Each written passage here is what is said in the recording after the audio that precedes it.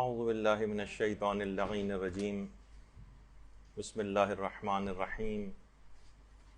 الحمد للہ وکفا وسلام علی عبادہ الذین اصطفیٰ. درود بھیجیے محمد علیہ.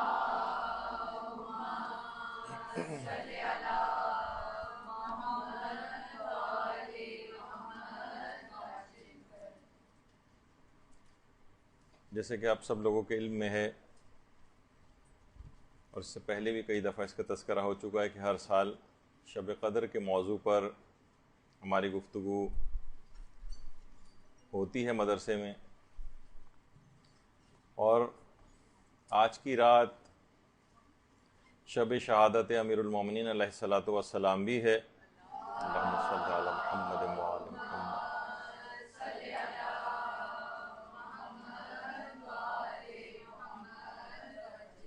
اصلاً یہ اتنی اہم ترین رات ہے کہ اس کی تیاری کافی پہلے سے شروع کر دینی چاہیے.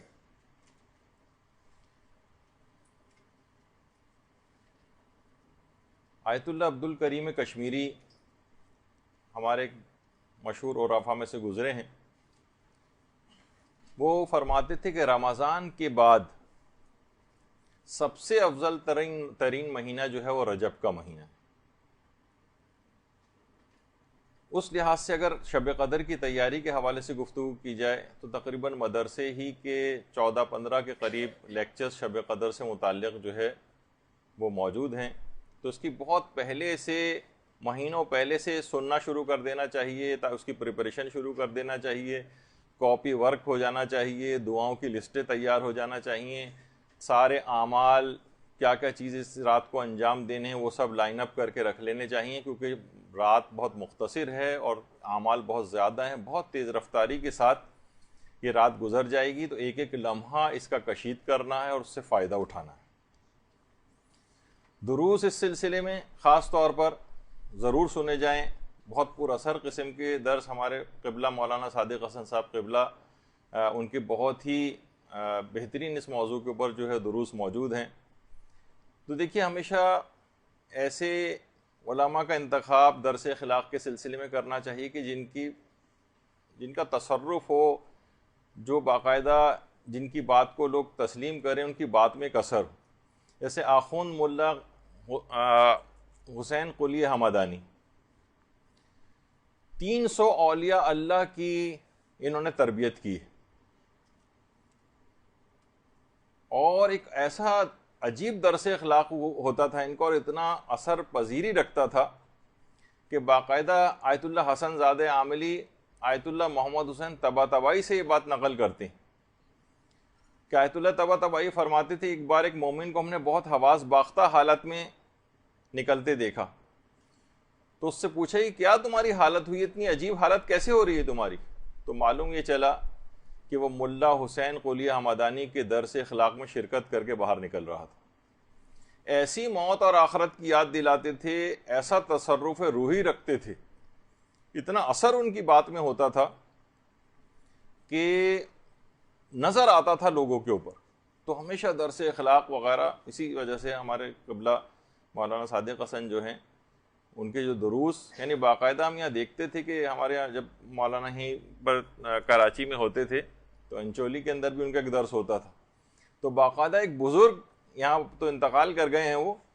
ان کے باقاعدہ رونگٹے کھڑے ہو جاتے تھے، جسم کے بال ان کے کھڑے ہو جاتے تھے. لوگ، یعنی ایسی ان کی حالت ہوتی تھی کہ لوگ مولانا کا درس بھول کر ان صاحب کو دیکھنا شروع ہو جاتے تھے. تو بہرحال اس طرح سے اس کو سننا ہے، اس متعلق سیکھنا ہے، محنت کرنی ہے اور اس کے اثر کو قبول کرنا ہے. دیکھیے، محنت کیے بغیر اس رات میں بہت محنت کرنی ہے. پورا رمضان محنت کرنے کا ہے، یہاں زیادہ تر لوگ سو کر گزارتے ہیں اس کو. لیکن یہ پورا زمانہ جو غیبت ہے، یہ اصل میں امتحان اور آزمائش کا زمانہ ہے. ہمارا یہ جو زمانہ چل رہا ہے امتحان اور آزمائش کا زمانہ ہے، اور اس زمانے کے مومنین کی مثال علماء یہ دیتے ہیں کہ مثال بالکل ایسی ہے جیسے شب عاشور امام حسین کے اصحاب کی مثال تھی. اللہم صلی علی محمد و آل محمد.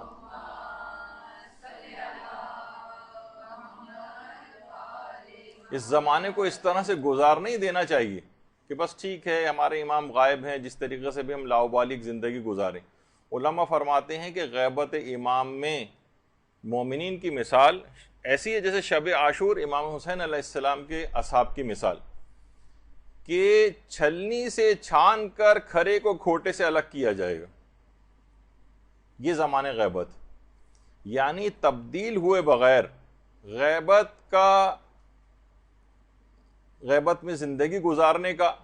اور اسی طریقے سے توبہ کا بھی کوئی مفہوم نہیں ہے۔ اس رات کتنی آپ دعائیں توبہ پڑھیں گی اور ویسے بھی توبہ کریں گی اور بار بار 70 مرتبہ استغفر اللہ و اتوب الیہ کہیں گی، یا مثلا تسبیح پڑھیں گی استغفار کی۔ یاد رکھ لیجئے کہ تبدیل ہوئے بغیر توبہ کا کوئی مفہوم نہیں۔ شب قدر میں جو سر پر قرآن رکھ کر عمل کیا جاتا ہے،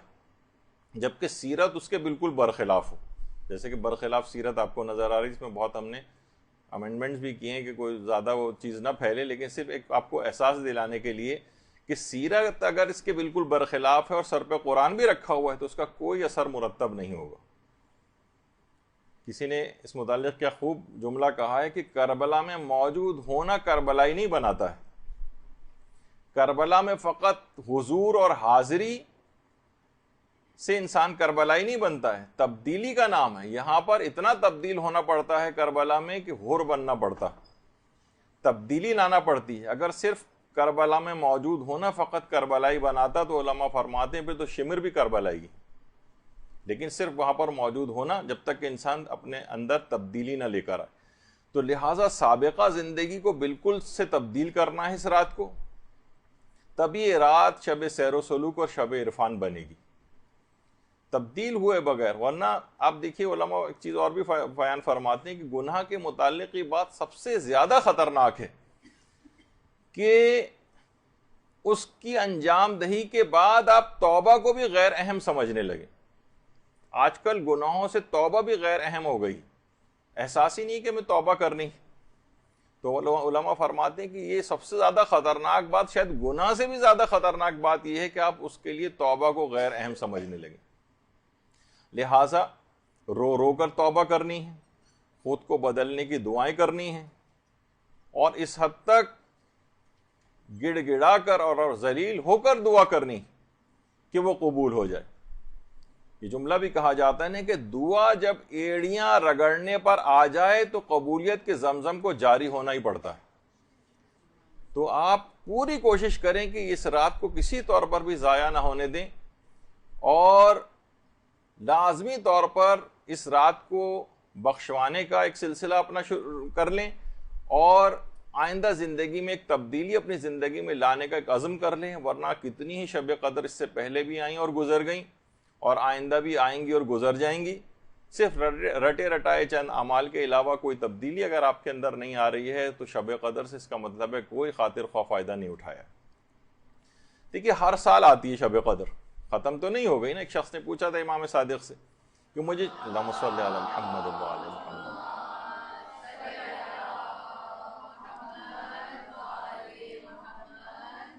کہ کیا یہ مخصوص رات تھی جو گزر گئی ہے، ہر سال آتی؟ تو امام نے جواب دیا اگر شب قدر اٹھا لی جاتی تو قرآن بھی اٹھا لیا جاتا۔ تو شب قدر ہر سال آ رہی ہے اور ہر سال شب قدر جا رہی۔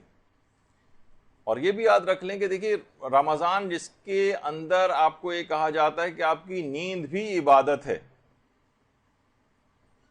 یعنی جس میں آپ کو سونا بھی آپ کا عبادت ہے، اسی رمضان کی رات میں آپ کو زبردستی جگوایا جا رہا ہے، 1 منٹ کو بھی نہ سوئیے۔ اور کتنے زیادہ اس کے ثواب اور فائدے ہیں جو پوری رات صرف جاگنے کے ہیں، جو پچھلے جو سالوں کے لیکچرز ہیں اس میں ہم تفصیل سے بتا چکے۔ تو اسی وجہ سے ابھی سے ہی، جیسے اب شب قدر آنے والی ہے، ابھی سے ہی یہ دعا مانگنا شروع کر دیں، کہ جو کہ امام خمینی کو استاد جواد ملکی تبریزی کہتے تھے کہ ماہ رمضان کی مہم ترین دعاؤں میں سے دعا ہونی چاہیے کہ پروردگار ہمیں شب قدر میں عبادت کی توفیق نصیب فرمائے، کوئی ایسی مجبوری نہ آ جائے، کوئی ایسی پریشانی نہ آ جائے کہ ہم اس رات کو عبادت نہ کر سکیں، اعمال انجام نہ دے سکیں۔ مسلسل یعنی اتنی اہم ترین رات ہے کہ اس فقط اور فقط اس رات میں عبادت کی اور دعاؤں کی توفیق آپ کو نصیب رہے۔ اچھا، اب کیسے اپنی ساری دعاؤں کو قبول کروایا جائے۔ آیت اللہ بہجت ایک بڑی اچھا ایک طریقہ بتاتے تھے۔ دیکھیے بعض اوقات ہوتا ہے نا دعاؤں کے سلسلے میں بھی کہ انسان کو یہ پتہ نہیں چل پا رہا ہوتا کہ پتہ نہیں میری دعا قبول ہوگی بھی یا قبول نہیں ہوگی، آدمی تھوڑا سا پریشان ہوتا ہے کہ میری دعا قبول ہوگی پتہ نہیں قبول نہیں ہوگی۔ وہ فرماتے تھے ایک طریقہ ایسا ہے کہ 100% اس سے دعا قبول ہوتی ہے اور حتماً قبول ہو جاتی۔ وہ فرماتے تھے کہ جو بھی آپ کی حاجت ہو، آپ یہ کہیں کہ پروردگار یہ حاجت کسی بھی مومن یا مومنہ کی ہو یا اس کے مشابہ کوئی اور حاجت کسی مومن یا مومنہ کی ہو اور کوئی تنگی اور مشکل ہو، تو ان سب کی دعاؤں کو قبول کر لے اور ان کی مشکلات کو دور کر دے۔ اپنا ذکر بھی نہ چاہے اس کے اندر نہ کریں آپ کہ یہ جو حاجت ہے یہ جس بھی مومن اور مومنہ کی ہو یا یہ مشکل جس مومن اور مومنہ کی بھی ہو تو اس کی مشکل کو دور کر دے اور اس کی حاجت کو قبول کر لے۔ وہ فرماتے ہیں اسی وقت ایک فرشتہ خلق ہو جاتا ہے جو فوراً یہ دعا اس شخص کے اپنے حق میں قبول کروا دیتا ہے۔ تو فرماتے تھے اللہم صلی علی محمد وعلی محمد۔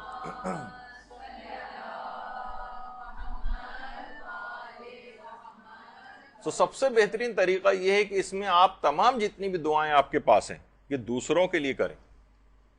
وہ خود بخود ہر دعا کے لیے ایک فرشتہ پیدا ہوتا رہے گا جو آپ کے اپنے حق میں اس دعا کو قبول کروا دے گا۔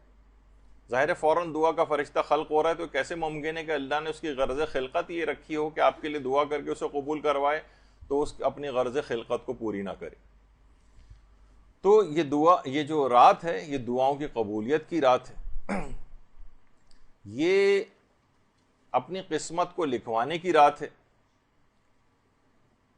دیکھیے ہمارے پاس دعائیں کرنے کے لیے زبان تو ہے لیکن اتنی ساری جو ہماری پچھلے گناہ ہیں، بدعمالیاں ہیں، اس میں ہمیں بعض اوقات یقین نہیں ہوتا کہ ہماری دعائیں قبول بھی ہوں گی یا قبول نہیں ہوں گی۔ علماء فرماتے ہیں کہ خاص طور پر، ویسے تو پورا خاندان اہل بیت کا واسطہ ہی ایسا ہے کہ جو دعاؤں کو قبول کرواتا ہے، البتہ فرماتے ہیں 4-5 واسطے علی الخصوص ایسے ہیں کہ جو دعاؤں کی قبولیت کے لیے از حد کارآمد ہے اور ان کے رد ہونے کا پھر دعا کے کوئی امکان ہی نہیں ہوتا۔ تو اس رات کو جتنی بھی آپ دعائیں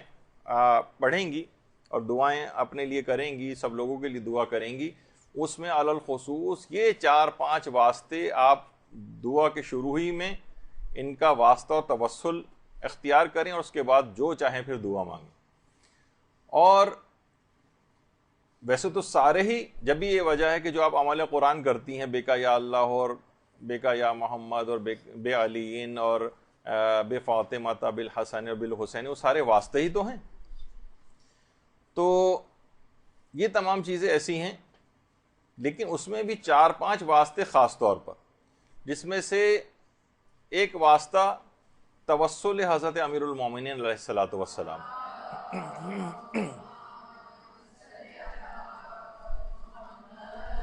ہر شخص کے دل میں امیر المومنین کے لیے جو محبت مومن کے دل میں پائی جاتی ہے، اس کا دل ان کی محبت سے لبریز ہوتا ہے، اور یہی کیفیت ہمارے علماء کی بھی ہے۔ آقا جعفر آقا مجتہدی یہ عرفاء میں سے گزرے ہیں، یہ آیت اللہ عبد الکریم کشمیری کے متعلق یہ بات فرماتے تھے، اس حد تک حضرت امیر المومنین سے اتنا والہانہ عشق کرتے تھے کہ جب بھی گھر میں آتے تھے حرم امیر المومنین سے تو ایسا لگتا تھا کہ گنبد حضرت امیر المومنین کے جو روضے کا ہے وہ اپنے ساتھ ہی گھر لے آئیں۔ یہ ان کی کیفیت تھی محبت کی۔ اور انہی عبد الکریم کشمیری کے متعلق جو کتاب لکھی گئی روح و ریحان، اس کے اندر آیت اللہ عبد الکریم کشمیری کا ایک مکاشفہ نقل ہوا ہے۔ مکاشفہ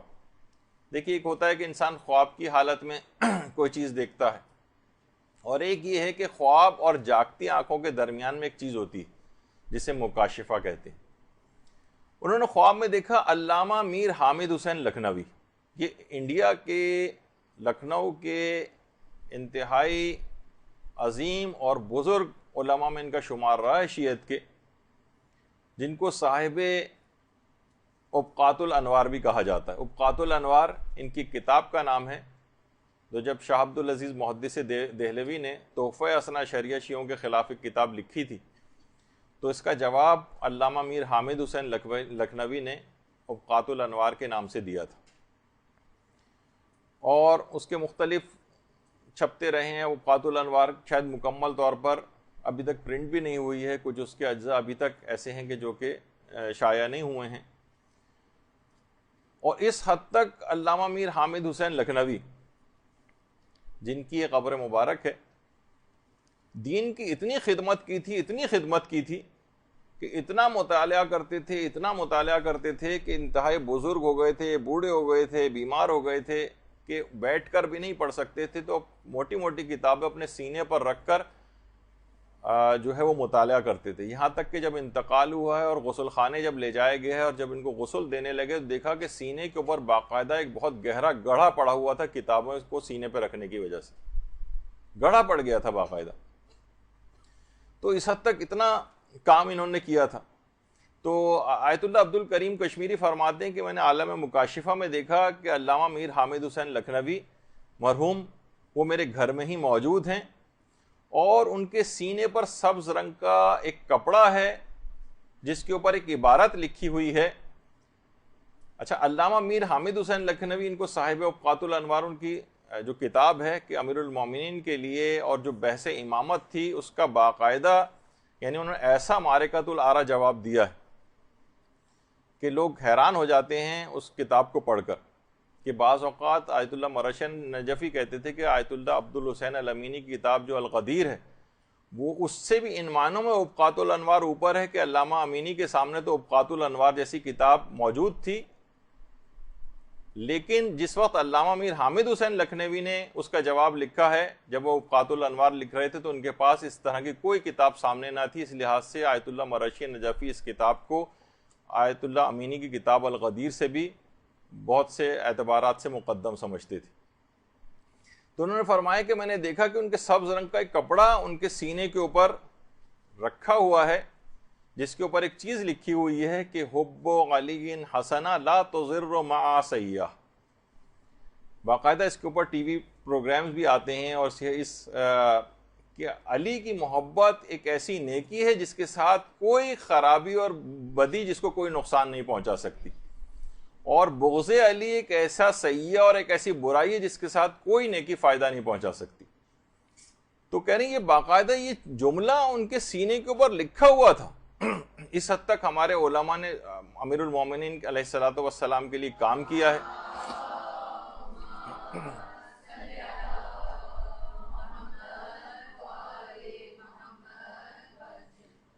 اور اس کے بعد دیکھیے ہمارے ساتھ یہی ہوتا ہے نا کہ ہم لوگ سب کے سب دعوی محبت تو کرتے ہیں، اور بغیر کچھ کیے، کوئی بھی مولا کی ایک خدمت کیے بغیر جوار معصومین میں اعلیٰ علیین میں جگہ مانگ رہے ہوتے ہیں اپنی دعاؤں میں۔ یہ سارے علماء جنہوں نے اپنی پوری زندگیاں اس کے اوپر لگائی ہیں، کتنا کچھ امیر المومنین کی خدمت کر کے گئے ہیں، تو کچھ سبق ان سے لینا چاہیے۔ کوئی کسی معنوں میں کوئی خدمت تو دین کی آپ اور ہم کر کے جائیں تاکہ کچھ سرخرو ہو سکے۔ تو یہی وجہ ہے کہ آیت اللہ کوہستانی جو کہ خود ایک بڑے مشہور عرفاء میں سے گزرے ہیں، وہ بھی یہ بات فرماتے تھے کہ اللہ نے فقط صرف اور صرف ایک ہی علی بنایا ہے، اور الحمدللہ وہ ہمارا امام ہے۔ اللہم صلی علی محمد و علی محمد۔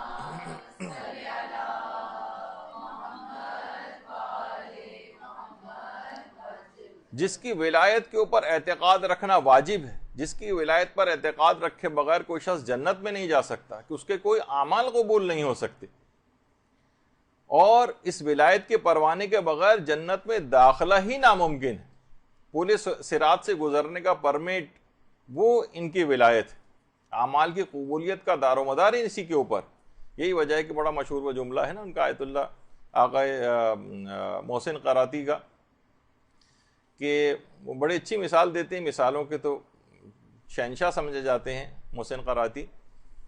تو فرمانے لگے کہ لوگ اکثر یہ آ کر سوال کرتے ہیں کہ بھئی یہ کیسے ممکن ہے کہ انسان سارے اعمال، پوری زندگی کے نیک اعمال آپ کہہ رہے ہیں کہ وہ قبول نہیں ہوں گے اگر ولایت علی نہیں ہوگی؟ تو اس کو بڑے اچھے طریقے سے وہ سمجھاتے ہیں کہتے ہیں مثلا اگر کوئی پولیس والا آ کر آپ سے گاڑی کا لائسنس طلب کرے، ٹریفک پولیس والا، اور آپ کے پاس ڈرائیونگ لائسنس نہ ہو، لیکن آپ اس کے بجائے اپنی ساری میڈیکل فٹنس کی رپورٹس اس کو دکھاتے رہیں، وہ نہیں مانے گا. گھر کے کاغذات دکھا دیں 10,000 گز کے گھر کے، وہ تب بھی آپ کو نہیں جانے دے گا. آپ اپنی پی ایچ ڈی کی ڈگری اس کو دکھا دیں تب بھی وہ آپ کو جانے نہیں دے گا اور لائسنس طلب کرتا رہے گا. یہاں تک کہ وہ کہہ رہے ہیں کہ اگر آپ نوبل پرائز بھی آپ کو ملا ہوا ہے، نوبل پرائز بھی اگر آپ ان کو دکھائیں تب بھی وہ آپ کو جانے نہیں دے گا. حتیٰ کہ اگر کوئی مجتہد ہے وہ اپنی اجتہاد کے تمام اجازے بھی دکھا دے تب بھی پولیس والا جانے نہیں دے گا، اسے ڈرائیونگ لائسنس ہی چاہیے ہوگا. تو فرماتے ہیں بالکل اسی طریقے سے کوئی دوسرا عمل قبول نہیں کیا جائے گا. لاکھ آپ سب چیزیں دکھاتے رہیں، قیامت میں آپ نمازیں اپنی دکھاتے رہیں، روزے دکھاتے رہیں، حج دکھاتے رہیں، ساری نیکیاں دکھاتے رہیں، لیکن ولایت علی کا پروانہ اگر آپ کسی کے پاس نہیں ہے تو اس کا چالان ضرور ہوگا اور اس کا کوئی دوسرا عمل قبول نہیں کیا جائے گا. جس طریقے سے ٹریفک پولیس والا لائسنس طلب کر رہا ہوتا ہے، کوئی اور چیزیں نہیں دیکھ رہا ہوتا. تو انہی کے تمام واسطے اور وسیلے آپ کو اس رات کو دینے ہیں حضرت امیر المومنین علیہ الصلوۃ والسلام کے. اللہم صلی علی محمد.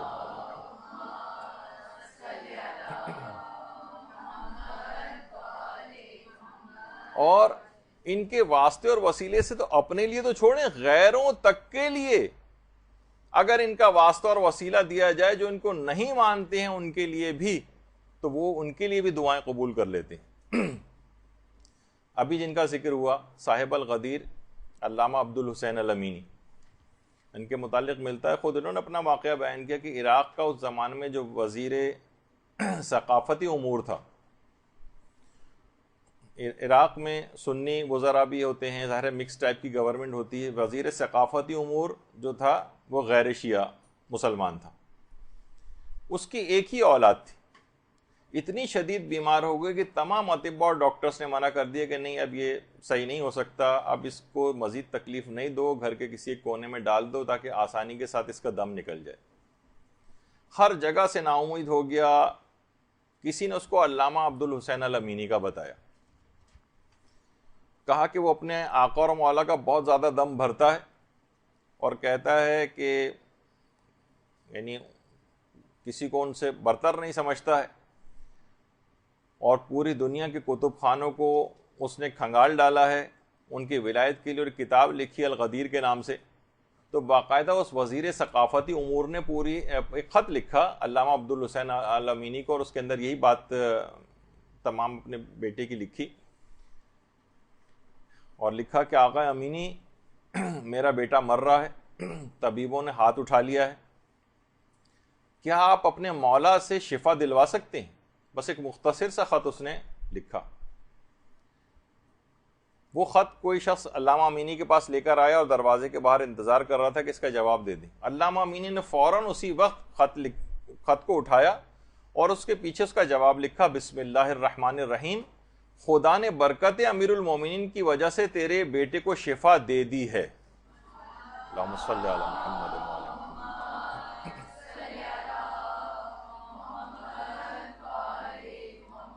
اچھا یہ نہیں لکھا کہ خدا شفا دے دے گا،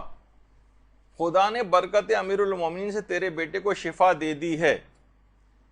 اور بس یہ لکھ کر خط کو بھیج دیا. وہ شخص خط لے کر گیا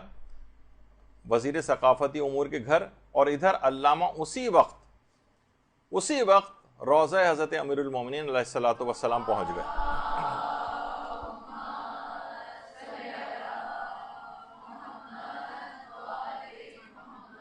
اور ذریعے امیر المومنین کے سامنے آ کر ایک جملہ کہا کہ مولا ایک حوالہ بھیج دیا ہے، خلاصہ بس یہ ہے کہ عزت رکھ لیجئے گا. اچھا ادھر وزیر ثقافتی امور کو وہ خط ملا، اس نے پڑھ کر بھاگتا ہوا اپنے بچے کے کمرے میں گیا، دیکھا کہ وہ بستر مرگ پر لیٹا ہوا بچہ حشاش بشاش بستر کے اوپر بیٹھا ہوا ہے. اللہم صلی علی محمد.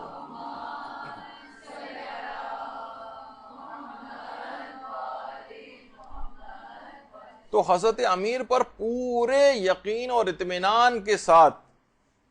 پورے یقین اور اعتماد کے ساتھ ان کا وسیلہ دے کر دعا کریں. انشاءاللہ آپ دیکھیں گے کوئی امکان ہی نہیں ہوگا کہ اس شب قدر کے اندر حضرت امیر کا واسطہ اور وسیلہ بنایا جائے اور پھر بھی دعا رد ہو جائے. دیکھیے ایک طریقہ اور بھی ہے دعاؤں کو قبول کروانے کا، علماء بھی اس کو اپلائی کرتے ہیں۔ جس زمانے میں یہ ہمارا نیا مدرسہ بنا نہیں تھا اور ہم کرائے پہ قریب ہی میں ایک چھوٹی اس لحاظ سے جو اتنا اس میں اتنی سہولیات نہیں تھیں، مدرسہ تھا، تو علامہ عقیل الغربی صاحب ایک دفعہ یہاں تشریف لائے تھے۔ تو علماء کا بھی ایک طریقہ کار رہا ہے کہ ہمیشہ وہ انتہائی پر یقین انداز میں دعا کرتے ہیں۔ اس وقت امکان بھی نہیں تھا کہ اس سے بہتر جگہ بھی ہم کو مل جائے گی، تو ہم نے اس وقت ان سے کہا تھا کہ آپ دعا کریں کہ کوئی مدرسے کا صحیح انتظام ہو جائے۔ تو انہوں نے کہا انشاءاللہ اسی سال مدرسے کا، آپ کا بہترین مدرسے کا انتظام ہو جائے، پورے یقین کے ساتھ۔ یہ واقعتاً ایسا ہے کہ اللہ پر بھروسہ کرتے ہوئے انسان دعائیہ کلمہ دوسرے کے لیے نکال دے۔ میں نے ذاتی طور پر اس قسم کی جب یہ چیز ان سے سیکھی تو ذاتی طور پر اس کا تجربہ کر کے دیکھا کہ کوئی بھی آ کے آپ سے کہے کہ دعا کر دیجئے فلاں بیٹی کی شادی ہو جائے، کچھ ہو جائے، آپ کہیں انشاءاللہ چند مہینوں کے اندر ہی بہترین رشتہ آئے، اور واقعتاً آ جاتا ہے، کیونکہ آپ اللہ پر اعتماد کرتے ہوئے ایک دفعہ کہہ دیجئے۔ اسی طریقے سے حضرت امیر المومنین کا واسطہ اور وسیلہ دے کے نکال دیں منہ سے وہ بات، شک و شبے والی بات نہ رکھیں، پورے اعتماد کے ساتھ انشاءاللہ بس بہت ہی جلد یہ والا مسئلہ حل ہو جائے گا، انشاءاللہ اسی سال دیکھیے یہ ہو جائے گا، انشاءاللہ سارا قرض آپ دیکھیے گا چند مہینوں میں ادا ہو جائے گا، اور غیبی اسباب مہیا ہو جاتے ہیں، پروردگار کی مدد آتی ہے، اس کے لیے تو منٹوں اور سیکنڈز کا بھی کام نہیں ہے۔ تو بس ایک دفعہ آپ کا پر یقین طریقے سے آپ اس وسیلے کو استعمال کریں۔ تو جب ہی کہا جاتا ہے، یہ جملہ ہے باقاعدہ علماء فرماتے ہیں کہ اصل استجابت دعا اعتقاد ہے، جتنا آپ کا اعتقاد مضبوط ہوگا دعا پر اتنا ہی زیادہ دعا کی قبولیت بڑھتی چلی جائے گی۔ شک و شبے کے اندر دعا کرنا، وسیلہ بھی لگا رہے ہیں اور اس کے باوجود بھی آپ جو ہے شک و شبے کا شکار ہیں کہ امیر المومنین کا واسطہ اور وسیلہ دے دیا پھر بھی شاید دعا قبول نہ ہو، تو اس کا مطلب ہے آپ کے اعتقاد کے اندر کمزوری، ضعف پایا جاتا ہے۔ شک و شبے کو بالکل ہٹا دیجئے اور اس کے بعد دعا کریں کہ بس پروردگار میں نے ان ہستیوں کا وسیلہ اور واسطہ دیا ہے، امکان ہی نہیں کہ میری دعا رد ہو جائے، پھر دیکھیے کیسی دعا قبول ہوتی ہے۔ تو ایک تو حضرت امیر کا واسطہ تمام دعاؤں کے سلسلے میں، دوسرا واسطہ حضرت امام حسین علیہ الصلوۃ والسلام۔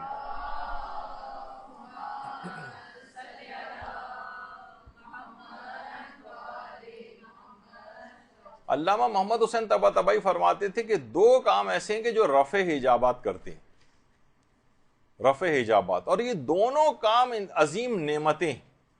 فرماتے ہیں ایک تو محبت اور توجہ کے ساتھ تلاوت قرآن کرنا، یہ حجابات کو دور کرنے والی چیز ہے۔ حجابات جتنے آپ کے اور پروردگار کے درمیان پردے پڑے ہوئے ہیں نا، اگر انسان بہت خشوع و خضوع کے ساتھ تلاوت کرے تو یہ حجابات کو برطرف کرتی ہے، اور خود بہت بڑا وسیلہ ہے قرآن دعاؤں کی قبولیت کے لیے۔ اور دوسرا فرماتے تھے کہ توسل حضرت ابا عبداللہ الحسین علیہ الصلوۃ والسلام،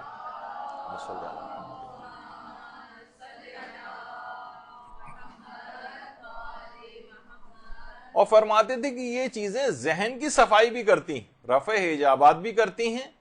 اور ذہن کی صفائی بھی کرتی ہیں۔ ہمارے دماغ کے اوپر جو جالے تن جاتے ہیں اور گرد و غبار آ جاتا ہے اور گناہوں کی کثافتیں آ جاتی ہیں، توسل حضرت ابا عبداللہ الحسین اس کو بھی دور کرتا ہے، حجابات کو برطرف کرتا ہے۔ یہی وجہ ہے کہ آیت اللہ علی آقا قاضی فرماتے تھے کہ میں اگر کسی بھی مقام پر آج تک جو پہنچا ہوں تو دو چیزوں کی وجہ سے پہنچا ہوں، ایک تو قرآن کریم کی وجہ سے اور زیارت حضرت سید الشہداء کی وجہ سے۔ یعنی جتنے بڑے بڑے مقامات کو علماء نے حاصل کیا ہے ان میں دو چیزیں علی الخصوص ہیں، قرآن کریم کی زیارت اور زیارت سید الشہداء، تو ان کا واسطہ اور وسیلہ جب بھی دیا جائے۔ اور اسی طریقے سے آیت اللہ طباطبائی بھی یہ بات فرماتے تھے کہ جو بھی معنوی اور روحانی حوالے سے کسی مقام پر پہنچا ہے تو وہ امام حسین کی زیارت یا ان کے توسل کے نتیجے میں پہنچا ہے۔ یعنی ایک دفعہ ان کا توسل اختیار کر کے دیکھے، بڑے بڑے معنوی مقامات کے اوپر انسان پہنچ جاتا ہے۔ روزانہ کی دعاؤں میں بھی امام حسین کو اپنا واسطہ اور وسیلہ قرار دیں۔ ایک ہوتا ہے نماز کے بعد ہم رٹے رٹائے انداز سے دعائیں کرنا شروع کر دیتے ہیں، ہمیشہ واسطے اور وسیلوں کا ذکر پہلے کریں، ان کا پروردگار عالم کو واسطہ دیں، ان کے حوالے سے، پھر اس کے بعد دعا کے سلسلے کو آگے بڑھائیں۔ اور یہی وجہ ہے کہ ہمارے ایک بہت مشہور عالم گزرے شیخ عبداللہ البحرانی، جو کہ صاحب عوالم کہلاتے ہیں، بہت مشہور ان کی کتاب ہے العوالم العلوم۔ وہ فرماتے ہیں کہ جو آیت ہے نا کہ یا ایتھا النفس المطمئنہ ارجعی الی ربک راضیۃ مرضیہ، کہہ رہے ہیں یہ والی جو آیت ہے یہ فقط اور فقط امام حسین علیہ السلام کے لیے، فقط ان کے لیے۔ وہ فرماتے ہیں اس آیت کے ذریعے اپنی نماز کو امام حسین کی نماز سے متصل کر سکتے ہیں آپ۔ بڑی اہم بات بتائی، کہتے ہیں یہ والی جو آیت ہے، اس آیت کو آپ امام حسین جب اس نماز پڑھنے لگیں اور اس آیت کی آپ تلاوت کریں شروع میں، نماز کے شروع ہونے سے پہلے، تو اگر آپ نے آیت تلاوت کی تو آپ کی نماز امام حسین کی نماز سے متصل ہو جائے گی۔ اور اللہم صلی علی محمد وعلی محمد،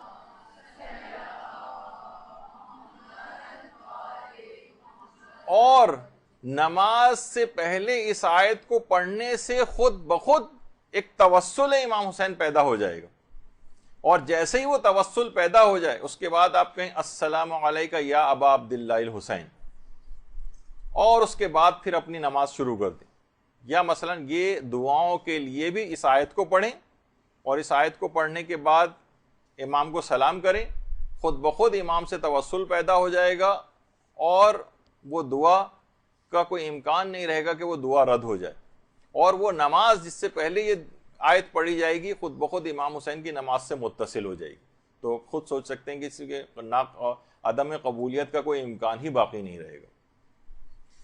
تو دیکھیے شب قدر میں بھی آپ کو مغربین کی نماز پڑھنی اور 2 رکعت نماز شب قدر بھی پڑھنی ہے آج ہی رات، تو اس توسل کو آپ ضرور اختیار کریں، کیونکہ امام حسین اپنے خون سے اس دین کی آبیاری کر چکے ہیں۔ خود علماء فرماتے ہیں کہ اگر کوئی امام حسین سے پوچھے کہ مولا آپ کی زندگی میں سب سے زیادہ خوشی کا موقع کون سا تھا، کہ بلکہ علماء فرماتے ہیں کہ اگر کوئی پوچھا جائے کہ امام حسین کی زندگی میں سب سے خوشی کا موقع کون سا تھا، جب آپ کا نشاط عروج پر تھا، تو علماء فرماتے ہیں یقیناً وہ آپ کی مقتل گاہ تھی۔ مقتل گاہ امام حسین وہ امام حسین کی زندگی کا سب سے نشاط کا لمحہ تھا، جہاں آپ نے کل باطن کا مشاہدہ کیا تھا، اور وہ مخلصانہ فریاد بھی بلند کی تھی، رضن بقضائک و تسلیما لامرک۔ اس قدر امام حسین اپنی مقتل گاہ میں توحید میں اس قدر ڈوب گئے تھے کہ ایک موقع پر جب شمر ملعون بھی آپ کے اوپر سوار ہو گیا تھا تو آپ نے توجہ نہیں کی تھی، اور ایک خاص کیفیت، دیکھیے خاص کیفیت ہوتی ہے نا انسان کے اوپر، مثلا کوئی خانہ کعبہ پہلی دفعہ جائے اور کعبے کی طرف نگاہ، اس کے سامنے سے 10 لوگ بھی گزر جائیں اور بعد میں اگر شکایت کریں کہ یار ہم نے آپ کو سلام کیا تھا آپ نے جواب ہی نہیں دیا، تو آپ قسم کھانے کو تیار ہو جاتے ہیں کہ میں نے آپ کو دیکھا ہی نہیں تھا، میں نے آپ کی آواز ہی نہیں سنی تھی۔ تو بالکل یہی بات امام کے ساتھ تھی کہ امام اس قدر ایسی کیفیت کے اندر آ گئے تھے کہ حضرت ابا عبداللہ الحسین نے اپنے جب محسوس ہی نہیں کیا کہ سینے کے اوپر وہ چڑھ کر بیٹھ گیا، اور جب توجہ کی تو دیکھا شمر ملعون سینے کے اوپر سوار ہے۔ اس طرح اتنا توحید کے اندر ڈوب گئے تھے، تو اپنی اس نماز کو، اپنی ان تمام دعاؤں کو امام حسین علیہ الصلوۃ والسلام کے توسل سے شرف قبولیت جو ہے وہ بخشوائیں۔ ان کا واسطہ اور وسیلے کا طریقہ ابھی آپ کے سامنے ذکر ہوا۔ تیسرا وسیلہ علماء کہتے ہیں کہ جب یہ رات شب سیر و سلوک و عرفان بنے گی اور تمام آپ کی دعاؤں کو قبول کروائے گی، جب آپ وسیلہ حضرت فاطمہ الزہرا سلام اللہ علیہا دیں گے۔ صلی علی محمد وعلی محمد۔ آپ ہی حقیقت شب قدر بھی ہیں، آپ ہی کا وسیلہ اور توسل دعاؤں کو قبول کرواتا ہے۔ باقاعدہ جو کتاب لکھی گئی ہے نوردبان آسمان کے نام سے، اس میں آیت اللہ سید رضا بہاؤالدینی وہ یہ فرماتے ہیں کہ ہم یہ بات جانتے ہیں کہ جس درخواست پر بھی حضرت زہرا کے دستخط ہو جائیں اس پر گویا رسول اور ائمہ کے دستخط بھی ہو گئے، یہ سمجھ جائیے کہ اس پر رسول اور ائمہ نے بھی دستخط کر دی۔ جس دعاؤں کی درخواست پر حضرت زہرا نے دستخط فرما دیے، بس خود بخود پیغمبر اسلام اور تمام معصومین کی دستخط بھی اس پر ہو جاتے ہیں، اور فرماتے ہیں یہ ایسی بات ہے جس میں کوئی کلام نہیں، کوئی کلام نہیں، کوئی دوسری بات نہیں۔ اور یہی وجہ ہے کہ ہمارے علماء خاص طور پر جو آیت اللہ وحید خراسانی ہیں باقاعدہ فرماتے ہیں کہ جو شخص بھی یہ چاہتا ہے کہ روز قیامت حضرت زہرا سلام اللہ علیہ کے والد کی شفاعت اسے حاصل ہو اور جان کنی کے وقت ان کے شوہر امیر المومنین علیہ السلام کا دیدار ہو اور صدیقہ کبریٰ سلام اللہ علیہ کی دعا شامل حال ہو اس قبر کی تنہائی اور وحشت میں جہاں اس کے علاوہ کوئی امید نہیں، تو اسے چاہیے کہ جہاں تک ممکن ہو بنت رسول کی شایان شان عزاداری کو برپا کرے، اس امید سے کہ وہ ان کے فرزندوں کے دلوں کے زخموں کے لیے مرہم ہو۔ تو آپ نے فرمایا کہ یہ جلوس اور مجالس عزا اس آیت قل لا اسألکم علیہ اجرا الا المودۃ فی القربى کا مصداق ہے۔ تو حضرت زہرا کا توسل، حضرت زہرا کے متعلق اتنی زیادہ تاکیدات علماء کرتے ہیں، ان کے واسطے اور وسیلے سے آپ جو بھی دعا مانگیں گی وہ لازمی طور پر قبول ہو جائے گی۔ اور اس حد تک کہ آیت اللہ سید مرتضی رضوی کشمیری، یہ کشمیر کے علاقے کے تھے اور یہ ملا حسین قلی حمدانی کے شاگردوں میں سے تھے، خود عرفہ میں تھے۔ وہ فرماتے تھے کہ ایک دفعہ رمضان ہی کے دن تھے، افطار کے بعد ملا حسین قلی حمدانی جو ہے وہ مدرسے میں فجر کے قریب جو ہے وہ پہنچے اور نماز جماعت فجر کی مدرسے کے اندر ہوتی تھی، چابی گھر بھول آئے۔ اب لوگ سارے باہر کھڑے ہوئے ہیں، اتنا وقت بھی نہیں تھا کہ گھر واپس جاتے اور چابی لے کر آتے، تو اپنے آنے والے جو ساتھ میں افراد تھے ان کی طرف متوجہ ہوئے اور کہا کہ مشہور ہے کہ مادر موسیٰ کا نام لینے سے تالے کھل جاتے ہیں، تو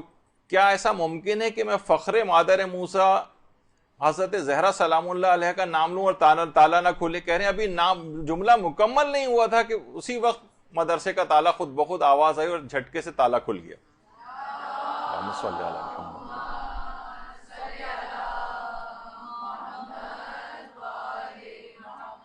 تو اس شب قدر میں ہماری قسمتوں کے بند تالے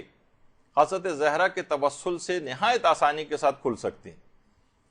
پوری کوشش کریں، بار بار دعاؤں کے اندر حضرت زہرا کا واسطہ اور وسیلہ دیں، پھر آپ دیکھیں گے کس طریقے سے یہ تالے کھلتے ہیں۔ اس کے بعد اگلا وسیلہ دینا ہے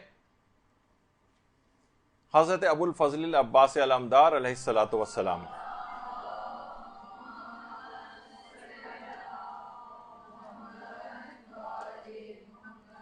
واقعی یہ صلوات رمضان والی صلوات لگ رہی ہے۔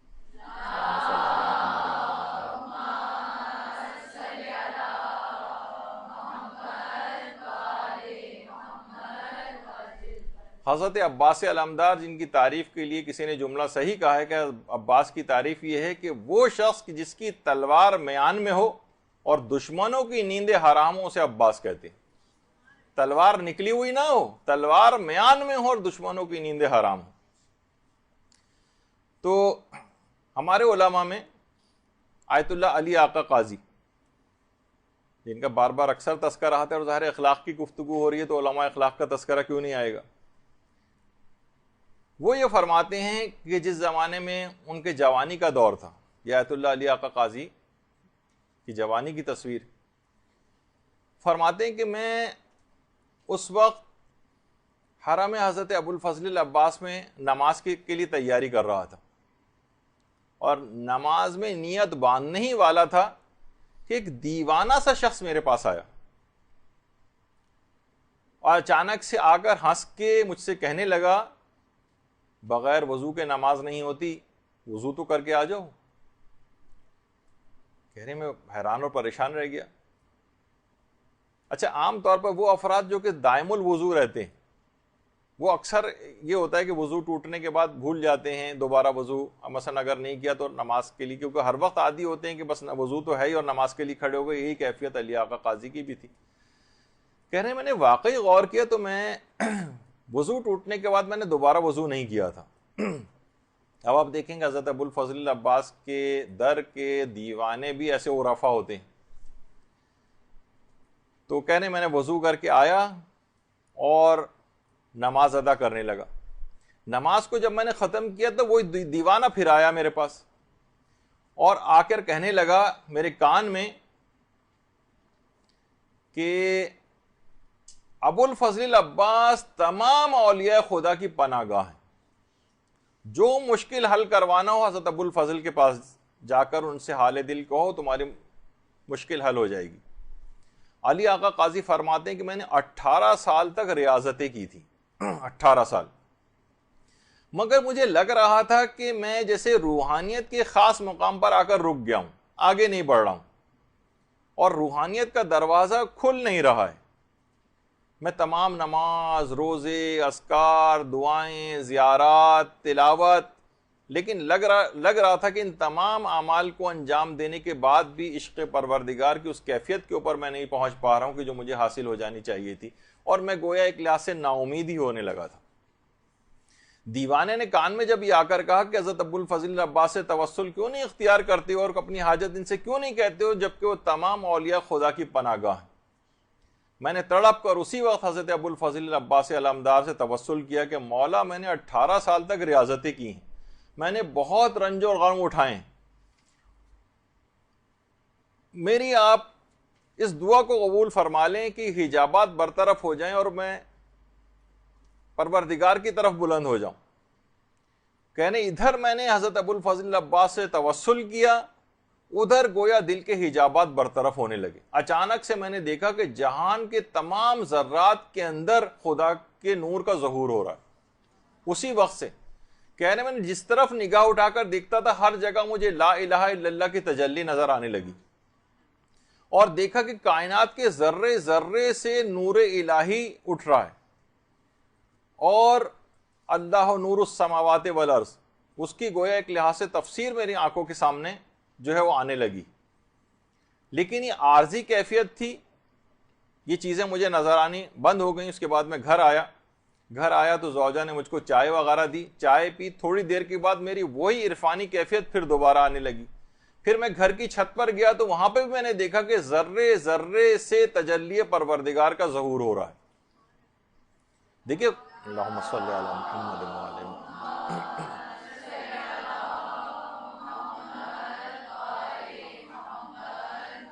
دیکھیے خدا ہر قسم کی جسمانیت سے منزہ اور مبرہ، لیکن دل کی آنکھوں سے اس کو دیکھا جا سکتا ہے۔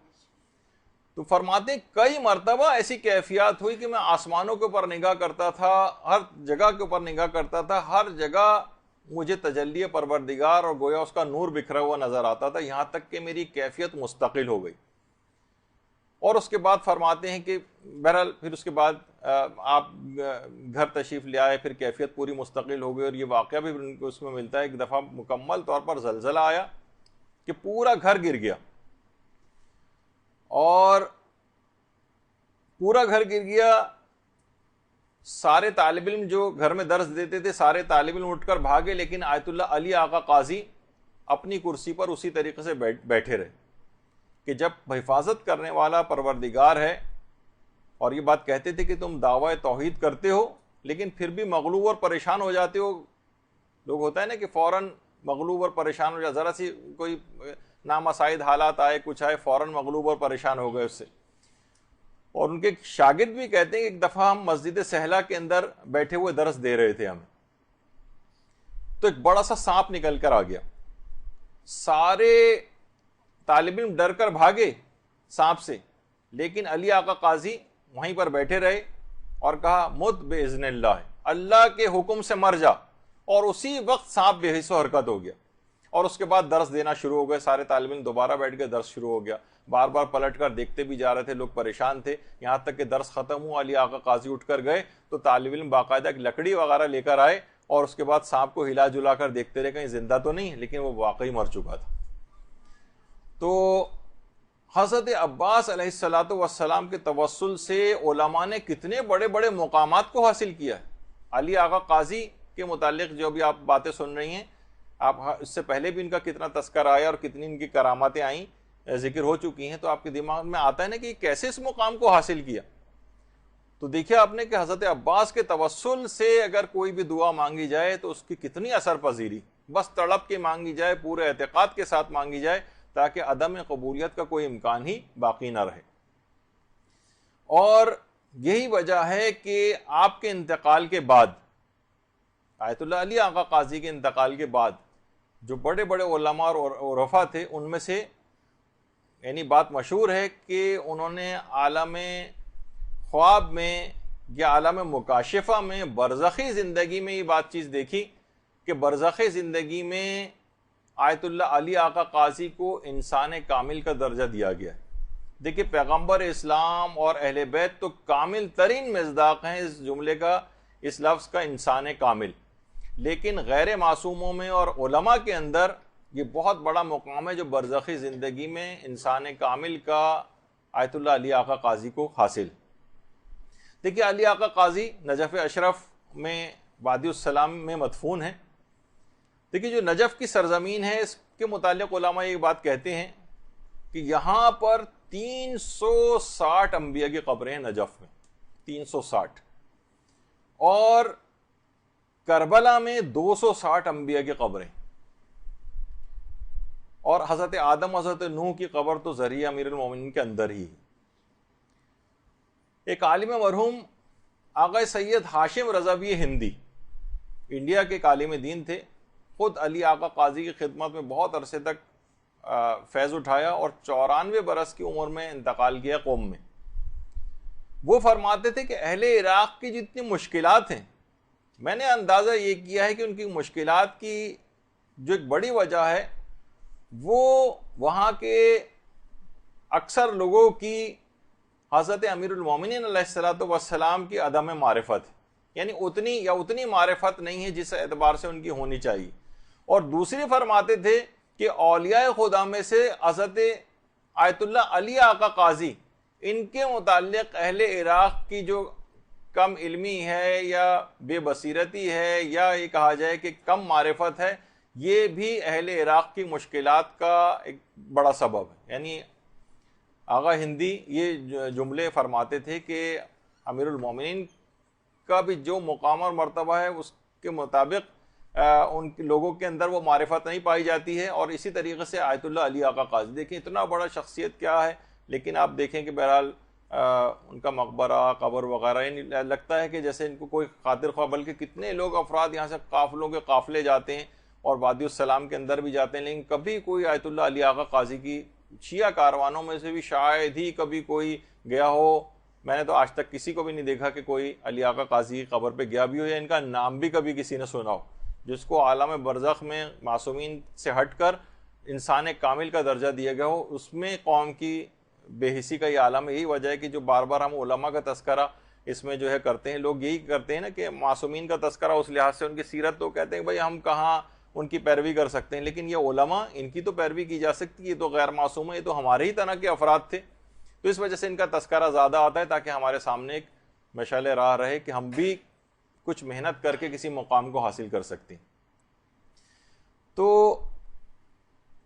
علی آقا قاضی تو بہرحال آپ نے دیکھا کہ توسل حضرت عباس علمدار یہ اتنا مقام، اللہم صلی علی محمد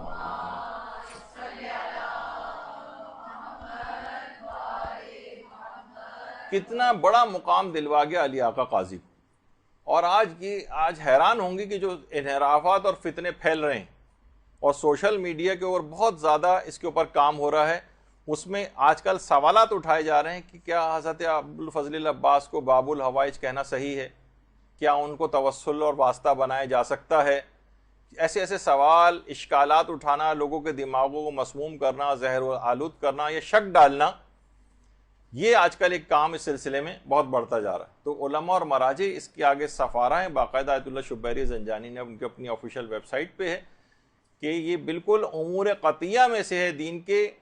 کہ حضرت ابوالفضل العباس یہ باب الحوائج ہیں. اس میں کوئی شک و شبے کی بات ہی نہیں ہے، یہ قطعی امور کے اندر سے. ایک بزرگ عالم دین سے ایک دفعہ کسی نے پوچھا تھا کہ ایک سوال ہے کہ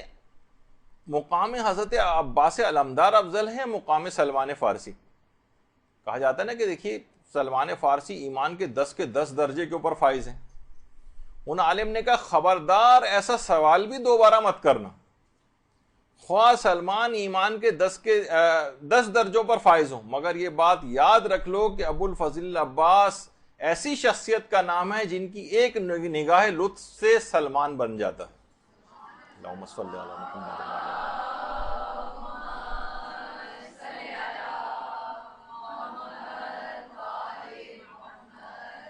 یاد رکھ لو اہل بیت رسول پر کسی کو کبھی قیاس مت کرنا. اور اس وقت حضرت عباس تمام اولیاء خدا کی پناہ گاہ ہیں. تو بہرحال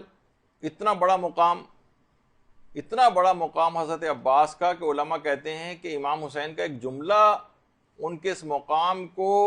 بیان کرنے کے لیے کافی ہے کہ امام فرماتے تھے حضرت عباس کے لیے، امام حسین جو جملہ ارشاد فرما رہے ہیں کہ میرے ماں باپ آپ پر قربان ہوں. کتنا بڑا مقام اور مرتبہ، یہ مذاق جملہ نہیں، یہ کوئی کمتر جملہ نہیں. حضرت عباس کی مقام اور فضیلت کو بیان کرنے کے لیے بہت کافی کہ امام حسین جیسا امام وقت کہے کہ میرے ماں باپ آپ پر قربان. تو یہ 3 توسل ہوئے یا 4 توسل. اس کے بعد ایک توسل اور ہے جو ہمارے زمانے کے امام کا توسل ہے.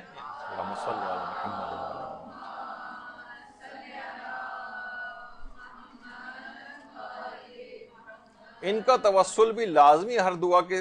شروع میں اختیار کیا جائے. آیت اللہ بہجت یہ فرماتے تھے کہ اصلاح نماز پر ہی تمام ظاہر اور باطن کی درستگی کا انحصار ہے. یعنی جتنی آپ کی نماز اچھی ہوگی اتنی ہی آپ کی ظاہری اصلاح بھی آپ کی ہوگی اور باطن کی اصلاح بھی ہوگی. فرماتے ہیں نمازوں کو شروع کرنے سے پہلے حضرت حجت سے توسل اختیار کرو اور پھر نماز شروع کرو. السلام علیکہ یا ابا عبداللہ الحسین، تو ابھی آپ نے اس سے پہلے سنا. اس کے بعد ایک سلام امام زمانہ کو بھی کر لیا جائے نمازوں کو شروع ہونے سے پہلے. وہ فرماتے تھے جو کہ زیارت جامعہ کا جملہ ہے نا کہ بموالاتکم تقبل الطاعۃ المفترضہ، کہ آپ کی ولایت ہی تمام واجب عبادتوں کی قبولیت کا آپ کی ولایت کے اوپر انحصار ہے. تو وہ فرماتے تھے کہ ہماری تمام جو واجب عبادتیں بھی وہ بھی ولایت ہی کے ذریعے قبول ہوتی. تو امام زمانہ سے توسل اختیار کیا جائے اور اس کے بعد پھر نماز شروع کی جائے. اور آیت اللہ کشمیری، آیت اللہ سید عبد الکریم کشمیری فرماتے تھے کہ امام زمانہ سے توسل پیدا کرنے کا بھی ایک طریقہ ہے، جیسے کہ ابھی آپ نے امام حسین کے سلسلے میں سنا. وہ فرماتے تھے ایک تو زیارت آل یاسین، اگر آپ دعاؤں سے پہلے آپ زیارت آل یاسین اگر پڑھ لیں اور اس کے بعد ایک جملہ کہیں المستغاث بک یا ابن الحسن والمستعان بک یا ابن الحسن، یہ جملہ کہیں اور اس کے بعد کہیں یا صاحب الزما ادرکنی یا صاحب الزما اغیثنی. یہ جملہ اگر آپ کہیں تو فوراً حضرت امام زمانہ علیہ السلام سے توسل پیدا ہو جائے گا اور اس کے بعد ان کے حوالے سے جو دعا کرنی چاہیں کریں اس جملے کو پڑھنے کے بعد. اور فرماتے ہیں کہ اگر زیارت آل یاسین بھی اس سے پہلے پڑھ لی جائے تو اس سے بھی ایک توسل پیدا ہو جاتا ہے. اور یہ بھی فرماتے تھے آیت اللہ سید عبد الکریم کشمیری کے روزانہ ایک مومن کو چاہیے، اصولاً ہمارے پاس ٹائم نہیں ہے ہم لوگوں کے پاس امام زمانہ کے لیے، کہتے تھے کہ روزانہ خلوت میں 1 گھنٹہ امام زمانہ سے بات کرے. ان کے لیے ان کے بات کرنے سے مراد یہ ہے کہ ان زیارات پڑھے، ان کے لیے ان کی جو دعائیں ہیں وہ پڑھے، اپنی دعاؤں کے اندر بار بار ان کو وسیلہ قرار دے. 1 گھنٹہ خلوت میں امام زمانہ کے ساتھ ایک مومن. لیکن ہمیں بہت عجیب سا لگتا ہے، ہمارے پاس تو 5 منٹ بھی نہیں ہے امام زمانہ کے لیے. اپنی گفتگو میں ہم امام زمانہ کا تذکرہ نہیں کرتے. تو یہاں تک فرماتے تھے. تو اور بعض علماء تو یہ فرماتے ہیں کہ شب قدر میں اپنی تمام دعاؤں کو اگر انسان بھول جائے اور فقط صرف ایک دعا حضرت حجت کے ظہور کی دعا اگر وہ شخص کر لے تو یہ اس کے تمام مسائل کے حل کے لیے کافی. کوئی اور دعا نہ کرے، نہ اپنے لیے نہ کسی اور کے لیے مثلا، اور فقط حضرت حجت کی دعا کے لیے دعا ان کے ظہور ہو جائے، ان کا ظہور ہو جائے، بار بار اس کی تکرار کرتا رہے تو تمام دنیا کے مسائل کے حل کے لیے اس کی یہ دعا کافی. تو یہی وجہ ہے کہ آیت اللہ عبد الکریم کشمیری یہ بات بھی جملہ ارشاد فرماتے تھے کہ جمعے کے دن عصر کا جو وقت ہے اور ہفتے کی جو شب ہے وہ فرماتے تھے کہ یہ بہت غمگین وقت ہوتا ہے. جمعے کے دن عصر کا وقت اور ہفتے کی شب کا جو وقت ہے فرماتے ہیں بہت غمگین وقت ہے کہ تمام شیعوں کے اعمال ان اوقات میں امام زمانہ کے حضور پیش کیے جاتے ہیں اور ان کے اعمال کو دیکھ کر جو برے اعمال ہوتے ہیں امام افسردہ اور غمگین ہو جاتے ہیں. لہٰذا یہ وقت ہی بہت غمگین ہے.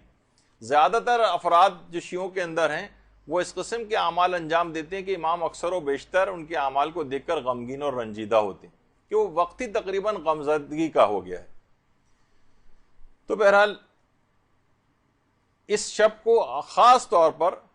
واسطہ اور وسیلہ تو امام کو قرار دینا ہے، لیکن ایک کام اور بھی کرنا ہے، اور وہ ہے امام زمانہ علیہ السلام کے لیے صدقہ دینا. اللہم صلی علی محمد و علی محمد.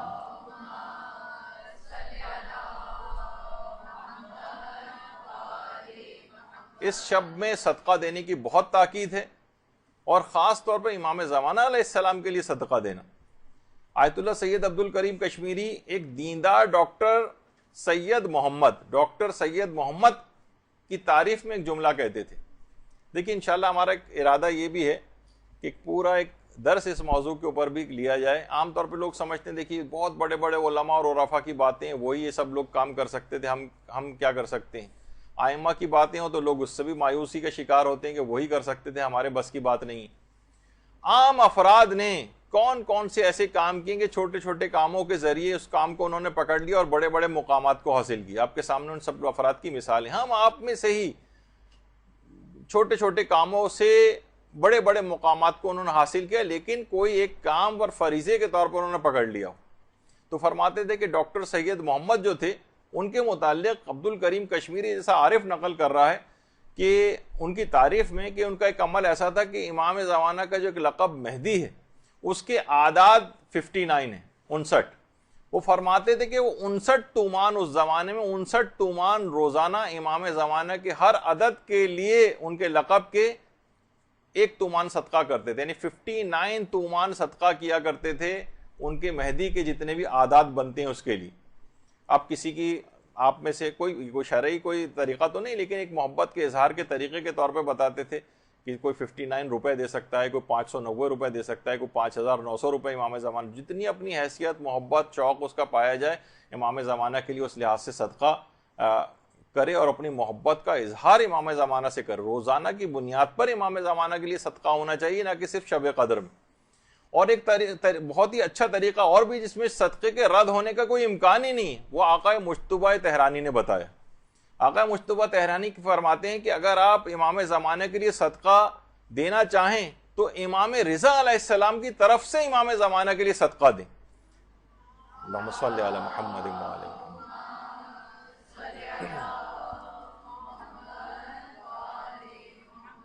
جب ایک معصوم کی طرف سے دوسرے معصوم کے لیے صدقہ دیا جائے گا تو اس کے رد ہونے کا کوئی امکان ہی باقی نہیں رہے گا. تو ایک بہت ہی اچھا طریقہ ہے کہ جس وقت بھی آپ صدقہ دیں اپنی طرف سے، جو امام زمانہ کے لیے آپ صدقہ دیتی ہیں، آپ نیت یہ کریں کہ میں امام رضا کی طرف سے امام زمانہ کے لیے صدقہ دیتی ہوں. تو اس کی عدم قبولیت کا کوئی امکان نہیں رہے گا، اور سارے فائدے آپ کو ایسے زبردست صدقے کے حاصل ہو جائیں گے کہ انسان کو صرف عالم آخرت میں جا کر اس کا ثواب پتہ چلے گا. تو آپ نے دیکھا کہ یہ سارے واسطے اور وسیلے، یہ تو دیکھیے ہمارے معصومین کے ہیں، کتنے مجرب ہیں، لیکن علماء کا یہ بھی جملہ ہے کہ کتنے ہمارے ایسے عظیم علماء کے مرنے کے بعد بھی ان سے کسب فیض کے لیے انسان چاہے تو کوشش کر سکتا ہے. جیسے ابھی یہی آیت اللہ عبد الکریم کشمیری ان کا ذکر ہو رہا ہے بار بار. ان کے شاگردوں نے پوچھا کہ جو اولیاء خدا پہلے گزر چکے ہیں ان سے ارتباط کے لیے، ان سے فیض کو حاصل کرنے کے لیے کون سا کام کیا جائے. تو وہ فرماتے تھے اس کا ایک طریقہ ہے. وہ طریقہ یہ کہ دیکھیے علامہ تقی مجلسی جو کہ علامہ مجلسی کے والد تھے، علامہ مجلسی تو باقر مجلسی تھے، ان کے والد تھے تقی مجلسی. تقی مجلسی وہ فرماتے تھے کہ اگر علامہ مجلسی کے والد کی روح کو ایصال ثواب کی جائے سورہ یاسین، تو اس سے تمام جو اولیاء اللہ کی ارواح ہیں ان سے فیض اب بھی حاصل کیا جا سکتا ہے. یعنی سورہ یاسین پڑھ کر علامہ مجلسی کے والد تقی مجلسی کی روح کو ہدیہ کریں تو ان تمام اولیاء خدا جو گزر چکی ہیں ان کی ارواح سے اب بھی فیض حاصل کرنا ممکن ہے. اور باقاعدہ اب آیت اللہ شبیری زنجانی نے تو کہا کہ یہ تو چھوڑیے، یہ تو ارواح سے جو فیض اس معنوں میں بھی کہتے ہیں کہ میں نے تو بارہا تجربہ کیا اس بات کا کہ جب کبھی بھی انسان کبھی ٹریفک میں پھنس جائے، راستہ نہ مل رہا ہو اس کو، اور وہ علامہ مجلسی کی روح کو ایک سورہ فاتحہ پڑھ کر ہدیہ کرے تو فوراً راستے کھلنے لگتے ہیں. اور میں نے ذاتی طور پر کئی مرتبہ اس کا تجربہ بھی کر کے دیکھا ہے. خود شبیری زنجانی فرماتے ہیں، اور یہ میں بھی کہہ رہا ہوں جو کہ یہ حقیر جو ہے انہوں نے ان کی بات کو سنا، اور واقعتاً ایسی جگہوں کے اوپر کہ کوئی امکان ہی نہیں تھا کہ اس ٹریفک سے اس وقت نکل سکیں گے، اور جب وہ پڑھا تو بہت آسانی کے ساتھ ایک دم سے راستے کھلنے لگے. اور تو ابھی تک عام دنیاوی چیزوں کے لیے ان کی ارواح سے متوسل ہو کے اپنے کام کروائے جا سکتے، تو روحانی اعتبار سے کتنے فیوز و برکات ان سے حاصل کی جا سکتی. تو اسی وجہ سے بہت زیادہ اس کی تاکید کی گئی ہے کہ علماء کی مجالست انسان اختیار کرے، اور جن افراد کے پاس مواقع ہیں علماء کے پاس جانے کے اس کو غنیمت سمجھیں، اور جن کے پاس مواقع نہیں ہیں جیسے خواتین ہیں وہ ان کے دروس، کیسٹس اور جو کتابیں ہیں علماء کی ان کو پڑھ کر بھی ان سے اس طرح کا ارتباط، ایسی گویا آپ ان کی مجالست کے اندر بیٹھی ہوئی. اور اس کے مقابلے میں علماء یہ بھی چیز فرماتے ہیں کہ عالم غیر عالم کی اگر کوئی مجالست اختیار کرتا ہے تو یہ انتہائی خراب اثر رکھتی ہے. یعنی اگر کوئی عالم ہو لیکن غیر عامل ہو، یعنی بے عمل عالم دین، تو اتنا ہی زیادہ آپ کے لیے نقصان دہ ہے. اچھا دیکھیے، دعائیں بھی ہوں گی اس شب قدر کے اندر، لیکن اس کا آغاز نماز مغربین جس وقت پڑھی جانے والی ہوگی اس کے وضو ہی سے تمام مستحب دعائیں وہ آپ کو کرنی کہ پوری رات مستحبات اس میں کوئی بھی ترک نہ کریں. حتیٰ کہ وضو کی جو مستحب دعائیں ہیں امام خمینی یہ کرتے تھے کہ پہلے سے ابھی مغرب کا وقت بھی نہیں آیا ہوتا تھا اور اس کی تیاری کرنا شروع کر دیتے تھے. وضو کے وقت تمام جتنے بھی مستحبات ہیں وضو کے ان کو آپ انجام دیں، اور اس کے بعد پھر ظاہر ہے کہ نماز مغربین کی تیاری کرنی ہے. افطار سے پہلے آپ نماز مغربین پڑھنی ہے آپ نے یا افطار کے بعد پڑھنی ہے، آپ کو خود فیصلہ کرنا پڑے گا. افطار کی جتنی بھی دعائیں ہیں کوشش کریں افطار کی جتنی دعائیں ہیں شب قدر میں خاص طور پر ساری دعائیں، صرف اللہم لک صمت والی دعا نہیں بلکہ جتنی بھی افطار کی اور دعائیں ہیں وہ سب بھی تھوڑا سا 5 منٹ افطار تاخیر کر دیجئے، لیکن افطار کی ساری مستحب دعاؤں کو پڑھیں. یہ موقع پھر کبھی ہاتھ نہیں آئے گا. شب قدر سال میں صرف فقط ایک رات ہی کوئی شب قدر. پھر اس کے بعد اول وقت ہی میں نماز مغربین کو آپ پڑھ لیں، کیونکہ اول وقت میں پڑھنے کا بھی جو ثواب اور فائدے ہیں وہ الگ ہیں، اور شب قدر میں تو اور زیادہ فائدے ہوں گے. لوگ بالکل ہیوی قسم کی افطار کر کے انٹا غفیل ہو کے پڑ جاتے ہیں، بستر کے اوپر لیٹ جاتے ہیں، پھر وہ 9 10 11 بجے قریب جا کر نماز وغیرہ کی طرف متوجہ ہوتے ہیں. نہیں، اس رات محنت کرنے کی رات ہے، اس میں یہ آرام کو ایک طرف رکھ دیجئے. پورے سال آرام کے لیے راتیں پڑی ہوئی ہیں لیکن شب قدر آرام کی رات نہیں. تو اچھا، نماز مغرب کو بھی کوشش کریں کہ پورے مستحبات کے ساتھ نماز مغربین کو پڑھیں. اذان بھی ہو، اقامت بھی ہو، تمام مستحب اذکار ہوں، جتنے بھی تسبیحات ہوں، جتنے بھی آپ اس کے بعد تعقیبات پڑھتی ہیں وہ ساری بھرپور قسم کی ایک نماز مغربین ہونی چاہیے. یعنی جس رات کو واقعی شب سیر و سلوک و عرفان قرار دینا ہے تو تمام مستحبات اس رات کو انجام دیے جائیں. اتنی اہمیت ہے ان مستحبات کی کہ آیت اللہ فہری جو ہے وہ نقل کرتے ہیں، جو کہ یہ بھی بڑے عرفاء میں سے گزرے ہیں. فرماتے ہیں کہ آیت اللہ جواد ملکی تبریزی ان کے ایک بہت ہی عابد و زاہد قسم کے ایک دوست تھے جن کا مرحوم حسین فاطمیہ قمی نام تھا، ان کے بہت دوست. تو وہ فرماتے کہ میں جمکران گیا ہوا تھا اور بہت تھکا ہوا وہاں سے واپس آیا تو مجھے اطلاع ملی کہ آیت اللہ جواد ملکی تبریزی کی حالت بہت خراب ہے. میں سیدھا ان کے گھر گیا، اگرچہ میں بہت تھکا ہوا تھا لیکن پھر بھی سیدھا ان کے گھر گیا. دیکھا کہ اپنے بستر کے اوپر لیٹے ہوئے ہیں، طبیعت بہت زیادہ خراب ہے، لیکن میں نے دیکھا کہ انہوں نے خضاب لگایا ہوا ہے، بستر بیماری پر ہی لیٹے لیٹے ظہر اور عصر کی نماز کو پڑھنے کے لیے آمادہ ہیں. اور اتنی شدید بیماری کے باوجود وہ تمام مستحبات کے اوپر عمل کر رہے ہیں ظہر و عصر کی نماز پڑھنے کے لیے. انہوں نے بہت مشکل کے ساتھ، ان کے حلق سے منہ سے آواز بھی نہیں نکل رہی تھی، لیکن انہوں نے اذان بھی دی، اقامت بھی کہی، اور بستر پہ لیٹے لیٹے اس کے بعد تکبیرات افتتاحیہ پڑھی. دیکھیے مستحبات کی اتنی زیادہ اہمیت ہے. تکبیرات افتتاحیہ جو ہے وہ پڑھی، اور اس کے بعد وہ فرماتے ہیں کہ ابھی تکبیرۃ الاحرام کہہ ہی رہے تھے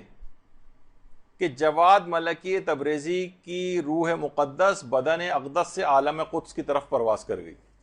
پہلی تکبیرۃ الاحرام جو اسی وقت جواد ملکی تبریزی کی روح نے پرواز کی جس وقت انہوں نے تکبیرۃ الاحرام کہی. تو آپ نے دیکھا کہ کوشش کرے کہ انسان تمام مستحبات کے ساتھ اس رات کو نماز پڑھے، کہ آخری اس کا لازمہ بنے گا کہ تمام مستحبات کو انسان مرتے وقت بھی اس کو یہ نیکیاں کرنے کی توفیق اس کو حاصل رہے گی، بشرطے کہ وہ عام زندگی کے اندر بھی اس سلسلے کو جاری رکھے، مستحبات وغیرہ کی پابندی کرے، اور خاص طور پہ اس شب کے اندر تو علی الخصوص. آیت اللہ شیخ حسن علی نخودکی اصفہانی، ان کا بھی کتنی دفعہ تذکرہ آ چکا ہے کہ اتنی عبادتیں، اتنے علم، اتنے مجاہدے، اتنی ریاضات، اتنی زیارات، حتیٰ کہ ان کے متعلق کہا جاتا ہے کہ اعتکاف کے اندر بہت زیادہ بیٹھا کرتے تھے، مراقبے بھی بہت زیادہ کیا کرتے تھے، اور بہت بڑے ایک روحانی علمی مقام انہوں نے حاصل کیا تھا. یہ خود فرماتے ہیں کہ ان تمام ریاضتوں کے باوجود میں نے یہ روحانی مقام، یہ جو روحانیت حاصل کی ہے، اس کی دو وجوہات، ایک وجہ تو ابھی آگے چل کر آئے گی لیکن ایک وجہ ابھی بتاتا ہوں. وہ یہ فرماتے تھے کہ اس کی ایک بہت بڑی وجہ ہے اخلاص نیت سے سادات کرام اور ذریت حضرت زہرا کی خدمت. میں نے اس سے مقام کو حاصل کیا ہے. آیت اللہ شیخ حسن علی نخودکی اصفہانی امام خمینی کے بھی عرفانیات کے اساتذہ کے اندر سے، وہ فرماتے ہیں کہ یہ جو میں نے مقام حاصل کیا ہے یہ اخلاص نیت سے سادات کرام کی خدمت کے ذریعے حاصل کیا ہے. یہ رات اس لحاظ سے حضرت زہرا کی رات بھی ہے، حقیقت شب قدر تو حضرت زہرا ہی ہیں، تو ان کی اولاد کی خدمت کا اس رات کوئی عنوان ہو جائے. سادات کی مالی مدد، کتنے افراد ایسے ہیں کہ جو کہ اس رات کے لیے کوشش کر کے رکھتے ہیں کہ اسی رات ہی سادات کرام تک ان کی مالی مدد ہو جائے. اسی رات میں خاص طور پر عام زندگی میں بھی اس کو فراموش نہیں کرنا ہے کہ صرف ایک رات ہی کے اندر 150 روپے کسی سادات کو یا آٹے کی تھیلی پکڑا کے سوچیں کہ بس اب ہم نے ذریت حضرت زہرا کا حق ادا کر دیا. اور صرف مالیات کی حد تک یہ معاملہ نہیں، ان کی علمی مدد کرنا، ان کو یہ تمام امر بالمعروف و نہی عن المنکر کرنا، ان کو یہ تمام چیزیں سہولیات پہنچانا، ان کی آخرت کی بھی تو انسان فکر کرے. سادات کرام کی آخرت سے مرادی کہ بدعمالیوں کے اندر اگر گھرے ہوئے ہیں تو ان کو اس سے نکالنے کی صحیح اور کوشش کرنا کہ کسی بھی قسم کے عذاب کا شکار جو ہے وہ مرنے کے بعد نہ ہو. تو تمام اس امداد کے اندر جو خدمت ہے، جب یہ نہیں کہا کہ صرف میں مالی خدمت کرتا تھا بلکہ کہا تھا ذریت حضرت زہرا کی اخلاص کے ساتھ خدمت میں نے کی، اس کے اندر یہ تمام چیزیں بھی شامل ہو جاتی ہیں. اور فرماتے ہیں کہ اگر میں یہ اخلاص کے ساتھ یہ خدمت نہ کرتا تو شاید میرے تمام اعمال بے جان اور بے روح رہ جاتے اور میں اس مقام کو کبھی حاصل نہیں کر سکتا. اب علماء یہ فرماتے ہیں کہ کتنے افسوس کی بات ہے کہ سادات کرام اپنے اس مقام اور مرتبے کو نہیں پہچانتے، کہ لوگ فقط ان کی خدمت کر کے اتنے بڑے مقام کو حاصل کر رہے ہیں، اور وہ اپنے بدعمالیوں سے کس طرف جا رہے ہیں. سب سادات کی بات نہیں کر رہا، لیکن اسی معاشرے کے اندر رہتے ہیں اور ان کی بہت ساری باتیں جو ہے وہ نگاہوں کے سامنے آتی ہیں، تو لوگ ان کی خدمت سے اتنے بڑے مقام حاصل کر رہے ہیں، ان سادات کو نہیں پتا کہ ہمارا کتنا مقام اور مرتبہ ہے. اور اس حد تک کہ شیخ حسن علی نخودکی اس مستحبات وغیرہ کی حد تک پابندی کے حوالے سے میں ذکر کر رہا تھا کہ ان کے خود ایک حسن علی نخودکی کے ایک طبیب تھے، ڈاکٹر شیخ حسن علی خان عاملی، یعنی خود ڈاکٹر تھے، ان کے انڈر ٹریٹمنٹ رہتے تھے وہ. تو ان کو خاص طور پر بلا کر شیخ حسن علی نخودکی نے یہ وصیت کی تھی کہ حالت احتضار میں تم میرے یہ سارے اعمال کروانا، یعنی جب میرا احتضار کی حالت آ جائے تو یہ سارے مستحبات اس کو انجام دینا، مجھے قبلہ رخ کرنا جو کہ واجبات میں سے ہے، تمام جتنے بھی آداب میت ہیں یہ سارے تم میرے انجام دلوانا. اور ایک عالم تھے سید مرتضی روئنتن کے نام سے، ان سے کہا تھا کہ تم ہفتے کی صبح کو میرے پاس آنا اور میرے مرنے کے بعد میرے سرہانے بیٹھ کر 1 گھنٹہ تلاوت قرآن کرنا. باقاعدہ پوری اپنی موت کی ایسی پلاننگ یہ انسان اپنی زندگی میں بھی کر کے رکھ سکتا ہے. ضروری نہیں کہ اپنی موت کا وقت ہی پتہ ہو. بہت سے علماء اور عرفا بہرحال اس حقیقت تک کو پا جاتے ہیں کہ انہوں نے کہا کہ ہفتے کی صبح کو آ جانا, میرا انتقال ہو چکا ہوگا, اور اس کے بعد میرے سرہانے بیٹھ کر 1 گھنٹہ تلاوت قرآن کرنی. تو وہ آیت اللہ شیخ حسن علی نخودکی اسفانی فرماتے ہیں کہ انتقال یعنی لوگ بیان فرماتے ہیں کہ انتقال سے 1 دن پہلے یہ بات کہہ رہے تھے کہ آج شب میں نے خواب میں شیخ عباس قمی کو دیکھا, صاحب مفاتیح الجنان, کہ وہ مجھ سے کہہ رہے ہیں کہ اب تم جلد آ جاؤ, عالم برزخ میں تمہارا انتظار ہو رہا ہے. اور وہ سمجھ گئے تھے. اس کے بعد انہوں نے ہسپتال کے جو میڈیکل سپرنٹینڈنٹ تھا, MS جس کو کہتے ہیں, اس کو بلایا اور کہا کہ میری موت کا وقت نزدیک آ گیا ہے. میرے انتقال کے بعد یہاں پر لوگوں کو بہت زیادہ اژدہام ہو جائے گا, یہاں کے اسٹاف کو بھی بہت مشکل ہوگی, یہاں کے مریضوں کو بھی بہت تکلیف ہوگی, تو تم مجھے ہسپتال سے گھر منتقل کر دو. لوگوں کا بھی اتنا خیال کہ ورنہ انسان جو قریب المرگ ہو اس کو اس بات کی کیا پرواہ, مثلا وہ تو اپنا دیکھ رہا ہوتا ہے کہ اس کی اپنی جان بچ جائے وغیرہ. نہیں, کہ میرے مرنے کے بعد یہاں کے لوگوں کو بہت مشکل پیش آئے گی, مریضوں کو اور اسٹاف کو بھی, لوگ اتنے جمع ہو جائیں گے, لہٰذا مجھے اس سے پہلے ہی تم گھر منتقل کر دو. تو آیت اللہ شیخ حسن علی نخودکی کی پوری زندگی اسی طریقے سے مستحبات سے عبارت تھی. تو آج کی رات خاص طور پر مستحبات کی رات ہے. اور ویسے تو دیکھیے انسان مستحبات کے متعلق شریعت نے بہت زیادہ سختی نہیں کی ہے, لیکن اس رات میں اپنے اوپر سختی ضرور کرنی. ویسے تو کہا ہے کہ نہیں سختی مت کرو اپنے اوپر, مستحبات کو دل نہ چاہ رہا ہو تو ترک کر دو, لیکن اس شب قدر کے اندر اپنے آپ کو, اپنے نفس کو مارنا پڑے, نیند آ رہی ہو, تھکن ہو رہی ہو, لیٹنے کو دل چاہ رہا ہو, یہ سب چیزیں آپ کو نہیں کرنی. اور دیکھیے یہ اس بات کی اتنی اہمیت, اسلام دیکھیے اس بات کی اتنی پرواہ کرتا ہے بہرحال کہ اگر کسی کا دل نہیں چاہ رہا تو زبردستی تھوپتا نہیں ہے اس کے اوپر. جیسے کہ ملتا ہے نا کہ آیت اللہ علی آغا قاضی کے متعلق جب انہوں نے ایک دستور العمل دیا تھا آیت اللہ سید محمد حسن الہی طباطبائی کو, علماء اپنے لیے دستور العمل لکھواتے تھے کہ ہم کس طرح سے عمل کریں کیا. تو انہوں نے کہا تھا کہ دیکھو میں دستور العمل تمہیں دے رہا ہوں. یہ پھر اس کے بعد جب وہ بزرگی کی طرف چلے گئے تھے آیت اللہ حسن الہی طباطبائی, ان کی تصویر, تو کہا کہ دیکھو تم یہ اس پر خود بھی عمل کر سکتے ہو اور دوسروں کو بھی یہ دستور العمل دے سکتے ہو, کوئی مذائقہ نہیں, لیکن اس بات کا خیال رکھنا کہ جس کسی کو بھی یہ دو, جب تک طلب صادق نہ دیکھو اس وقت تک یہ دستور العمل کسی کو نہ دینا. یعنی اس میں سچی تڑپ پائی جائے کہ ہاں میں بدلنا چاہتا ہوں, اپنے آپ کو میں عمل کرنا چاہتا ہوں. یہ نہ ہو کہ مثلا غلط مقاصد کے لیے دستور العمل مانگا جا رہا ہو کہ میں یہ چیزیں کچھ کرامتیں حاصل کر لوں, تو مثلا دنیا کو کمانے کا اس کا خیال ہو, یا اس کا دل نہیں چاہ رہا ہو, زبردستی آپ لوگوں کو دستور العمل بیان کر رہے ہوں. فرماتے تھے کہ نہیں یہ نہ کیا جائے. جس طرح کاجات دیکھتے ہیں نا کہ مجالس کے اندر فری کتابیں بھی تبرک کے طور پر ڈسٹریبیوٹ کی جاتی ہیں, کوئی چیزیں تو لوگ اکثر جیسے دعاؤں کی, تو اکثر لوگ اتنی غیر اہم اس کو سمجھتے ہیں, طلب صادق نہیں پائی جاتی, زبردستی پکڑائی جا رہی ہے ان کو. اکثر لوگ وہیں مساجد کے اندر ادھر ادھر کونوں کے اندر رکھ کے چلے جاتے ہیں, ان کو اس بات کی پرواہ نہیں ہوتی کہ یہ اس کو تبرک کے طور پر چیز دی گئی ہے. تو فرماتے تھے, بلکہ ایک چیز اور بھی کہتے تھے کہ ازائے اسرار حرام است, یہ زیر اس کے اندر غلط لگا ہوا ہے, یعنی فرماتے تھے کہ جو رازوں کا ظاہر کرنا یہ ایک لحاظ سے حرام ہے. یعنی جن کے اندر طلب صادق نہیں پائی جاتی تو آپ ان کو بے احترامی نہ کروائیں یہ چیزیں دے کر ان کو. تو یہ بہرحال یہ جو رات ہے اس بات کا اس میں خیال کرنا ہے کہ ہر شخص کو, اکثر یہ مقام پہ یہ بھی دیکھا گیا کہ چھوٹے چھوٹے بچوں کے اوپر بھی بہت زیادہ زبردستی کر کے ان سے عمل, تو بچوں پہ اتنی زیادہ سختی کی ضرورت نہیں. دیکھیے دیکھا ہوگا آپ نے ڈاکٹر حضرات کو بھی کہ وہ ہر دوا ہر مرض کے افراد کے اعتبار سے اس کی ڈوز بھی الگ ہوتی ہے, کانسٹیٹیوشن بھی مریض کی دیکھی جاتی ہے, باڈی ویٹ کے اعتبار سے بھی دوائیں جو ہے وہ دی جاتی ہیں. تو ہر ایک کو ایک طرح سے وہ نہیں ہونا چاہیے. بہت سے بچوں کو کچھ وقت کے لیے جگائیں, پھر سونے دیں, کچھ عمل کروائیں, کچھ ریلیکس کر دیں, بڑی دعاؤں کی طرف نہ لے جائیں, چھوٹی چھوٹی چیزیں ان سے کروا لیں, ان کا آپ کو اس لحاظ سے خیال کرنا ہے. تو بہرحال اذکار, لیکن اپنے اوپر سختی کریں, اپنی تو ایک ایک لمحے سے کشید کریں. تو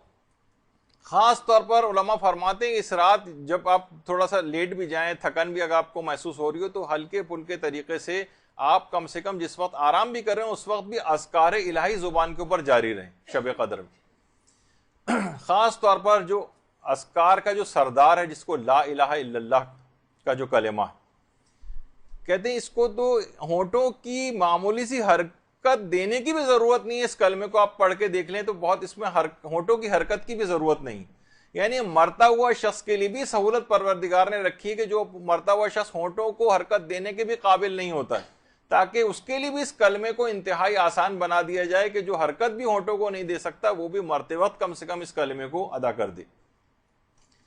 تو پوری کوشش کرنی ہے کہ اس پوری رات آپ کو جاگنا ہے،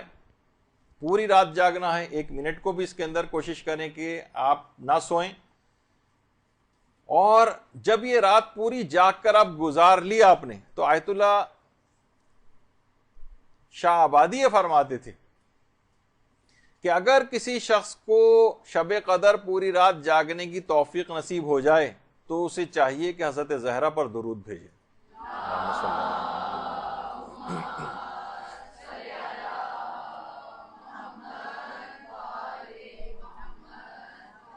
اور اس شب قدر سے ایک پیغام بھی لینا ہے. عام زندگی میں بھی کوشش یہ کریں کہ عبادت کے لیے کوئی ایک حصہ رات کا ضرور جاگ کر گزاریں، چاہے 10 منٹ کا صحیح، 15 منٹ کا صحیح. واجب نماز سے ہٹ کر آدھی رات، ویسے تو لوگ آج کل ویسے ہی 2-2 3-3 بجے سوتے ہیں یا صبح کے قریب جا کر سوتے ہیں، تو کم سے کم اس رات کا کوئی حصہ عبادت کا ضرور اپنے لیے قرار دے. عرفا یہ فرماتے ہیں کہ جو سحر خیزی ہے، اس سے پہلے بھی میں کئی دفعہ ذکر کر چکا ہوں، سحر خیزی کے معنی یہ نہیں کہ جس وقت سورج وغیرہ نکل جائے یا سورج نکلنے سے پہلے کا ٹائم، وہ تو بین الطلوعین کہلاتا ہے، وہ بھی بہت افضل وقت ہے. لیکن سحر خیزی اصلاً علماء کہتے ہیں کہ تقریباً نماز فجر سے 2 گھنٹے یا 3 گھنٹے کا سے پہلے کا وقت ہے. یہ بہت ہی سیر و سلوک اور عرفان کے لحاظ سے جو بڑے مقامات کو حاصل کرنا چاہتے ہیں وہ اس موقع پر اٹھ کر سحر خیزی کرتے ہوئے اور عبادت خدا کو اگر انجام دیں تو وہ بہت ہی زیادہ فائدہ مند ہے. حتیٰ کہ علماء فرماتے ہیں سحر خیزی بین الطلوعین سے بھی افضل ہے. بین الطلوعین یعنی صبح صادق سے لے کر جب سورج نکلتا ہے اس کے درمیان کا جو ٹائم ہوتا ہے، یہ بہت اپنے عرفان کو اور اپنے مقامات روحانی کو بلند کرنے کے لیے اس موقع سے بہت زیادہ استفادہ کیا جاتا ہے. لیکن فرماتے ہیں سحر خیزی بین الطلوعین سے بھی افضل ہے کہ جو اس سے پہلے ہوتی. لیکن افسوس اس بات کا ہے کہ وہ فسق و فجور، ٹی وی دیکھتے ہوئے سارے وہ جو ہے اس ٹائم کو بھی گزارا جاتا ہے. اچھا، اس پوری رات میں خاص طور پر ایک نقطہ ہرگز فراموش نہ کریں. یہ بہت آپ کو اس رات میں خصوصیت کے ساتھ ایک تاکید ہے کہ اس پوری رات میں ایک بھی گناہ نہیں ہونا چاہیے، ایک بھی. اتنی اپنی مواظبت آپ کو کرنی ہے، اتنا اپنے آپ کو کنٹرول کرنا ہے، اتنا اپنے آپ کو بیلنس کر کے چلنا ہے کہ ایک بھی ایک غیبت کان سے نہ ٹکرائے. کوشش کریں کہ جس طرح لوگ گھروں میں گل مل کے ایک ساتھ بیٹھ جاتے ہیں اور باتیں شروع ہو جاتی ہیں، اس جگہ پہ تو ہرگز نہ جائیں. کوئی نہ کوئی غیبت کرنی پڑ جائے گی یا سننی پڑ جائے گی اور آپ دفاع نہیں کر سکیں گے، گناہ لکھا جائے گا. ایک گناہ بھی اس رات کو نہیں ہونا چاہیے. اس لحاظ سے آپ سوچ سکتی ہیں کہ ٹی وی وغیرہ اس میں کتنا خطرناک ہو سکتا ہے. ایک حرام نگاہ، کوئی ایک حرام کلمہ، کوئی ایسی چیز، کوئی ایسا نامناسب منظر اس کے اندر اگر آپ نے آنکھوں سے گزر گیا آپ کی اور اس میں آپ نے توجہ دے دی تو پوری رات کی عبادت ضائع ہو سکتی. یہاں تو رمضانوں کے اندر یہ حال ہو گیا کہ باقاعدہ سینماؤں کے اوپر یہ چیز لکھی گئی، جشن عید میلاد النبی، خوشی میں 4 شوز ہوں گے مثلا، پہلے سے بھی زیادہ خوشی کے اندر ہونے لگا. تو بہرحال یہ تو معاشرے کی یہ صورتحال ہو گئی. اور خود شہزادی فاطمہ الزہرا سلام اللہ علیہ فرماتی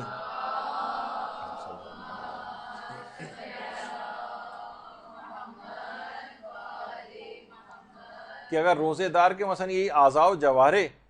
یہ اگر روزے سے نہ ہوں اور ان سے مثلا نافرمانی پروردگار ہوتی رہے تو پھر اس کے روزے کا فائدہ کیا ہوگا. اسی طریقے سے شب قدر کے لیے بھی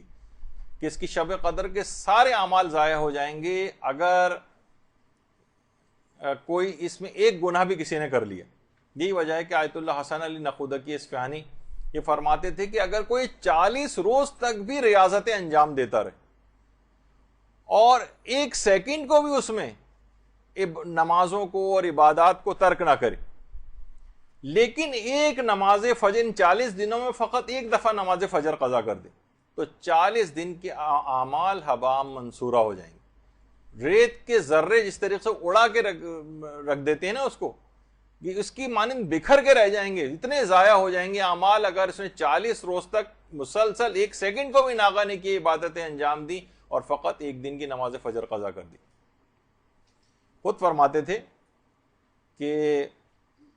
میں نے اپنی پوری زندگی میں 1 دفعہ نماز فجر قضا کی تھی, اس کی پاداش میں اگلے دن میرا بیٹے کا انتقال ہو گیا تھا.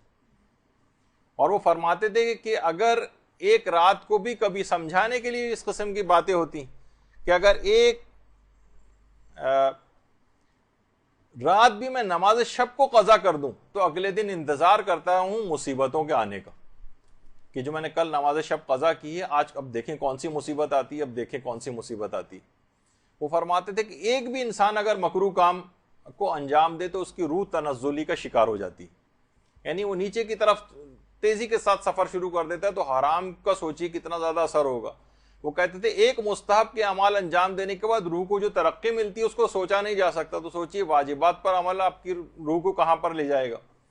تو تنزلی جو ہے کہ تمام مکروہات سے انسان اپنے آپ کو بچائے, حرام سے, خاص طور پر شب قدر میں ایک گناہ بھی نہیں ہونا چاہیے. اور شب قدر اس کی ایک برکت پھر ایسی ہوگی کہ ہو سکتا ہے کہ اگر اس رات کو آپ نے اپنے آپ کو گناہوں سے بچا لیا اور ایک گناہ بھی نہیں ہوا تو اس کے اندر 1000 مہینوں سے افضل رات ہے. اور ہو سکتا ہے کہ آئندہ زندگی پورے سال پر یہ آپ کا یہ عمل محیط ہو جائے اور ایسے فرشتے خلق ہو جائیں کہ آپ کو کسی گناہ کی طرف جانے ہی نہ دیں. بات ہے روایات میں ہے کہ فرشتے بعض اوقات خلق ہو جاتے ہیں اور اس کو ہاتھ پکڑ کر اس کا جو ہے وہ گناہوں سے روکتے ہیں اس کو.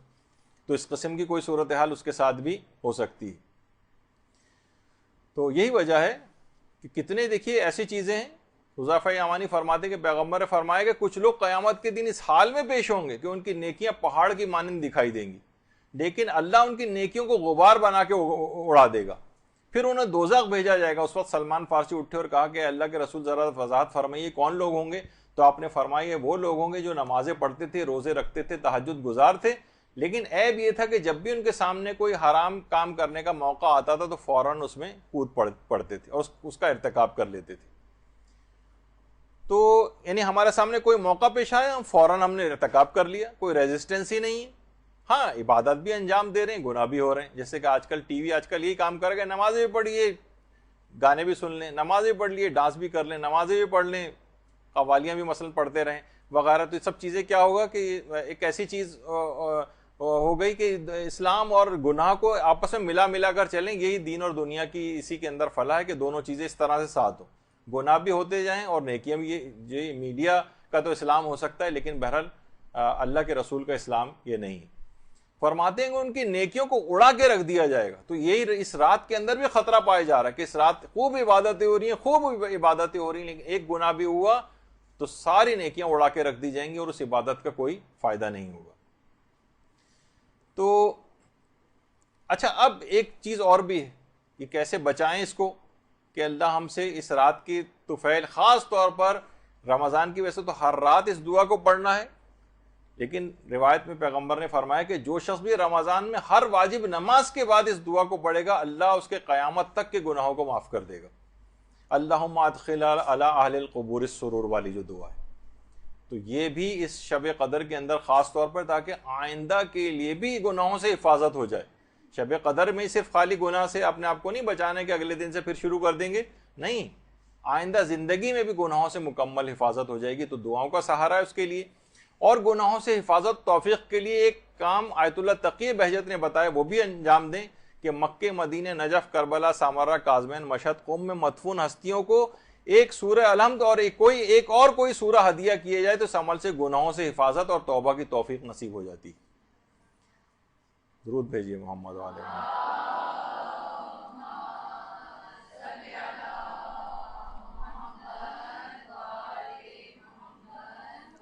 ایک سورہ الحمد اور اس کے ساتھ کوئی ایک سورہ, وہ ان جگہ مقدس جگہوں پہ مدفون جو ہستیاں ہیں ان کو آپ ہدیہ کریں تو اس کا فائدہ یہ ہوگا, گناہوں سے حفاظت ہوگی اور توبہ کی توفیق نصیب ہوگی.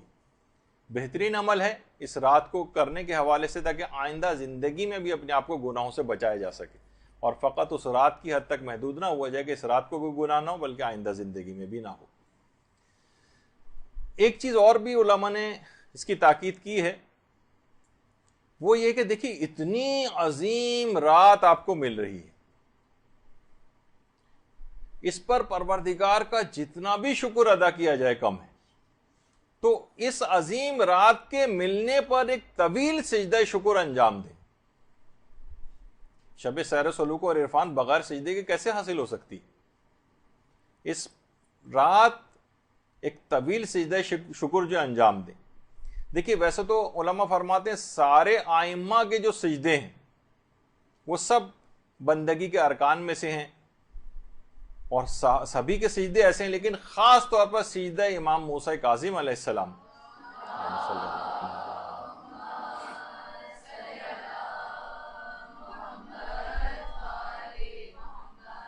ایک طویل سجدہ انجام دے جس کے اندر اس دعا کو پڑھے، عظم الذنب من عبدک فلیحسن العفو من عندک، کہ تیرے اس بندے کے گناہ بہت عظیم ہیں پروردگار، بہت بڑے بڑے گناہ ہیں، لیکن تو اس بندے کو بخش دے، اور تیری بخشش کتنی حسین ہے۔ تو فرماتے ایک طویل سجدہ شکر انجام دیں اور کوشش کریں کہ اس دعا کو بھی اگر اس کے اندر پڑھ لیں۔ اور علماء ایک چیز اس دعا کے علاوہ ایک ذکر کو اور فرماتے ہیں، اور وہ ہے ذکر یونسیہ کو جتنا بھی ہو سکے ذکر یونسیہ بھی اس طویل سجدے کے اندر ہی انجام دے لیں، اور خاص طور پر یہ طویل سجدہ نماز عشاء کے بعد انجام دیا جائے۔ اور یقیناً انسان پہلے تو مغربین کی نماز ہی پڑھے گا، پھر دعا اور اذکار اور دیگر عبادات کی طرف جائے گا، تو طویل سجدہ شکر۔ اور اس کے اندر اگر جب سجدہ شکر کرنے ہی جا رہے ہیں تو کیوں نہ اس سجدے کو اختیار کر لیں جس کا پہلے بھی تذکرہ ہوا، جس کو کرنے کی وجہ سے حضرت ابراہیم اس مقام تک پہنچے تھے، جو آیت اللہ عبد الکریم کشمیری نے بیان کیا تھا کہ سجدے میں پیشانی رکھ کر 3 دفعہ کہیں الحمدللہ، پھر پیشانی کا دایاں حصہ رکھیں اور کہیں 3 مرتبہ کہیں شکرن للہ، پھر پیشانی کا بایاں حصہ رکھیں اور 3 دفعہ کہیں استغفر اللہ۔ کہہ رہے ہیں کہ یہی وہ سجدہ ہے جس کو مسلسل انجام دینے سے وہ خلیل خدا کے درجے تک حضرت ابراہیم پہنچے تھے۔ تو سجدہ شکر انجام دیں، اور اس وجہ سے بھی دیکھیے سجدہ شکر کرنا ہے کہ رات آپ کو مل گئی ہے۔ کتنے ہی افراد ایسے ہیں کہ جو پچھلے سال تک ہم آپ کے ساتھ ہوتے تھے اور اس شب قدر کے آنے سے پہلے پہلے وہ قبرستانوں میں جا کر دفن ہو چکے۔ وہ ٹھیک ہے، وہ بھی اللہ کی رضوان الہی کو پا گئے، لیکن آپ کے پاس اور زیادہ وقت آ گیا ہے، آپ زیادہ فیضیاب ہو سکتے ہیں، زیادہ اللہ کی اس نعمتوں سے استفادہ کر سکتے ہیں، اس کی عبادات وغیرہ سے، اور اپنے مقام اور مرتبے کو مزید بڑھانے کی ہمارے پاس گنجائش ہے۔ اور جب یہ علماء فرماتے ہیں کہ اس رات کو جب یہ طویل سجدہ شکر آپ انجام دیں گے تو لَإِن شَكَرْتُمْ لَأَزِيدَنَّكُمْ، جب تم شکر کرو گے تو اس میں مزید اضافہ ہوگا، تو خود بخود اس بات کا لازمہ یہ چیز بنے گی کہ آپ کو اگلی شب قدر حاصل ہو جائے گی، اس میں اضافہ ہوگا۔ جب آپ نے اس شب قدر کے حاصل ہونے کے لیے سجدہ شکر انجام دیا ہے تو انشاءاللہ آئندہ زندگی کی بہت ساری شب قدریں آپ کو ملیں گی۔ اس طرح انسان اپنی ایکسٹینشن پہ ایکسٹینشن کرواتا چلا جائے اپنی زندگی میں بھی، وہ بھی ایک طریقہ یہ ہے۔ تو ملا حسین قلی حمدانی جن کا بھی تذکرہ آ رہا تھا، تو ان کے انتقال کے بعد ان کے گھر والوں نے بھی، لوگوں نے آ کر ان کے گھر والوں سے دریافت کیا کہ زیادہ تر اوقات میں اکثر لوگوں کو ہوتا ہے نا کہ ذرا پوچھیں گے کیا کرتے تھے گھر میں، یعنی اتنے بڑے مقام اور مرتبے کو حاصل کیا، تو ان کے گھر والوں نے کہا کہ زیادہ تر ہم شیخ حسین قلی حمدانی کو ہم سجدے کی حالت ہی میں پاتے تھے، اتنے زیادہ سجدے کرتے تھے، تو کم سے کم اس میں ایک طویل سجدہ ہی انجام دے لیا جائے۔ اچھا، اب اس میں اس شب قدر کے اندر 3 سورہ کی بڑی تاکید ہے۔ سورہ روم پڑھی جائے گی، سورہ عنکبوت پڑھی جائے گی، اور سورہ حامیم دخان، جس سورہ دخان کہتے ہیں، وہ پڑھی جائے گی۔ یہ مکمل ادب اور احترام کے ساتھ پڑھنا ہے، بہت خشوع و خضوع کے ساتھ پڑھنا ہے۔ ویسے تو آپ دیکھیں قرآن میں اس بات کی اجازت ہے کہ آپ لیٹ کے بھی پڑھ سکتے ہیں، اگرچہ آداب کے خلاف ہے، لیکن بہرحال ہم زیادہ اس لحاظ سے اس کو وہ کرنا کہ پورے اتنے اہتمام کے ساتھ ہر دفعہ انسان تلاوت قرآن کرنے کو کہا جائے تو ایسا نہ ہو کہ تلاوت قرآن ہی گھبرا کر چھوڑ دے. تو جس طرح سے بھی ہو تلاوت قرآن کر لو, چلتے پھرتے کر لو, لیٹے لیٹے کر لو, کرتے رہو. لیکن اس رات کو جب یہ سورہ آپ پڑھیں اور جو تلاوت قرآن کریں, علماء فرماتے ہیں کہ یہ خاص طور پر آداب کی رعایت کرتے ہوئے پڑھیں تاکہ مکمل فائدے آپ کو اس میں حاصل ہوں. جیسے کہ آیت اللہ عبد الکریم کشمیری فرماتے تھے, خاص طور پہ کہتے تھے کہ 1000 مرتبہ سورہ قدر کا پڑھنا بہت ہی معنویت کے لیے اور روحانیت کے لیے بہت مفید ہے اس رات. اگر کوئی شخص جیسے بزرگ افراد ہیں ان کو آپ اس پہ لگا سکتے ہیں جو اتنی نمازیں نہیں پڑھ سکتے, وہ ایک تسبیح لے کے کم سے کم سورہ قدر ہی پڑھتے رہیں, اور جتنے بھی ہو سکے, جو 1000 کا عدد نہ مکمل کر سکے جتنا بھی پڑھ سکے سورہ قدر پڑھ لے. تو اسی طریقے سے کچھ علماء تو ایسے گزرے ہیں جیسے آیت اللہ شیخ محمد حسین کمپانی, روزانہ 1000 مرتبہ سورہ قدر پڑھتے تھے روز. جب بھی تو دیکھیے بڑے بڑے مقامات کو حاصل کیا. تو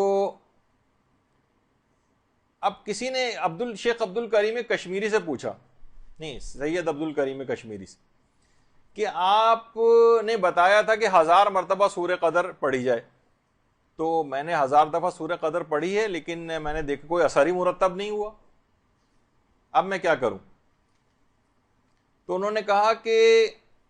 کیا تم نے آداب کا خیال کیا تھا, یہ چلتے پھرتے سورہ قدر پڑھی تھی 1000 مرتبہ؟ کہا کہ نہیں, چلتے پھرتے اٹھتے بیٹھتے جا رہے ہیں اس طرح سے پڑھی تھی. کہا جبھی اثر مرتب نہیں ہوا. شب قدر میں خاص طور پر آپ پورے آداب کی رعایت کے ساتھ قبلہ رخ بیٹھیں, تلاوت قرآن کرتے وقت یہ 3 سورے بھی خاص طور پر پڑھیں گی, یہ مکمل ادب اور احترام کے ساتھ پڑھیں گی تو فائدے اور زیادہ ملیں گے. جیسے خود ایک دفعہ شیخ سید عبد الکریم کشمیری کے پاس ایک عالم آئے اور اپنی بیوی کے سلسلے میں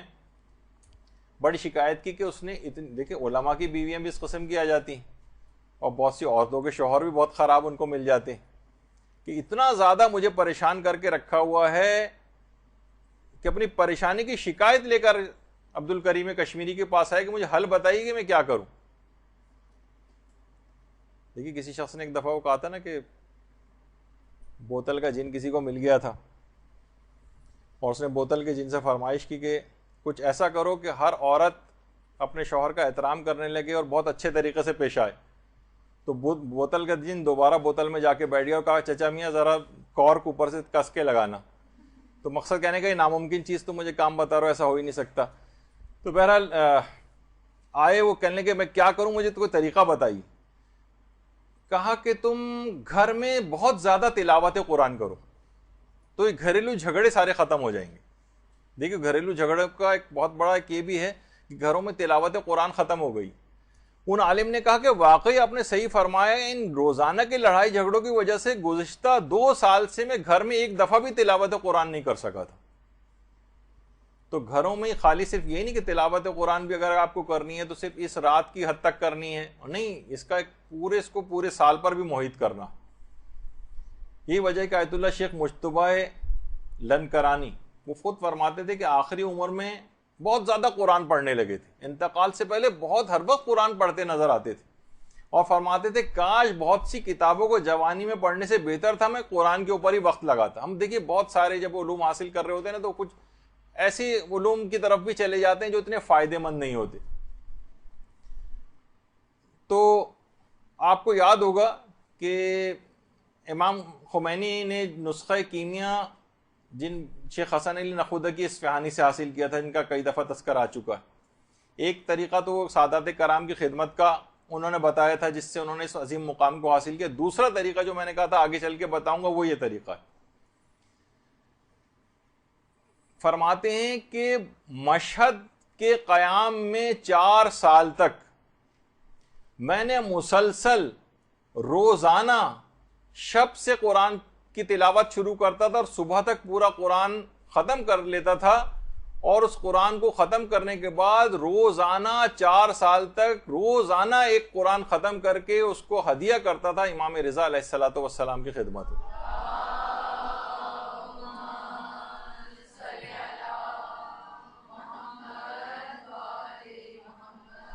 روزانہ ایک قرآن ختم کر کے سوچ سکتے ہیں آپ کہ کتنا زیادہ مشکل کام ہے.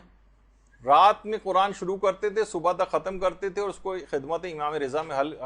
ہدیہ کرتے تھے، اور اس عمل کو مسلسل 4 سال تک انجام دیا ہے، یعنی 1440 قرآن، یعنی تقریباً 1500 قرآن تو امام رضا کی خدمت میں ثواب کے طور پر، ہدیہ کے طور پر پیش کی۔ دیکھیے ایسے تو مقامات حاصل نہیں ہو جاتے نا، محنت ہم یہاں شب قدر میں محنت کرنے کو تیار نہیں،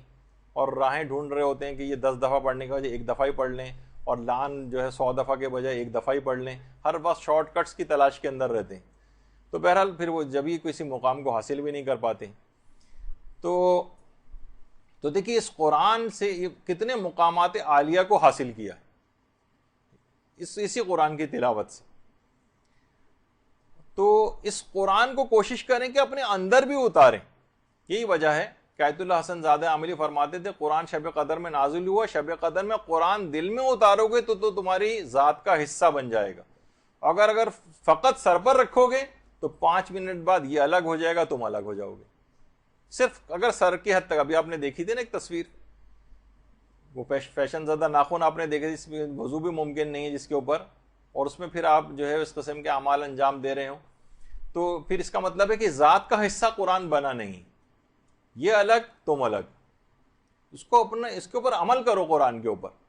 یہی وجہ ہے کہ آیت اللہ جواد عاملی بھی فرماتے ہیں کہ ہم صرف قرآن کے دیکھیے جلد ہوتی ہے اس کے بوسے لیتے ہیں، ہم قرآن کے صفحات کے بوسے لیتے ہیں، کیونکہ ہم سمجھتے ہیں کہ یہ صفحات متبرک ہو چکے ہیں، اور حقیقت ہے دیکھیں ہم جب بھی حجاز مقدس جاتے ہیں اور وہاں پر خانہ کعبہ، مسجد نبوی وغیرہ جاتے ہیں تو ہمیں تبرکات کو چومنے سے روکا جاتا ہے۔ آیت اللہ سید عبد الحسین شرف الدین موسوی عاملی، جو کہ کتاب المراجعات، جنہوں نے بہت اچھی کتاب لکھی ہے، اور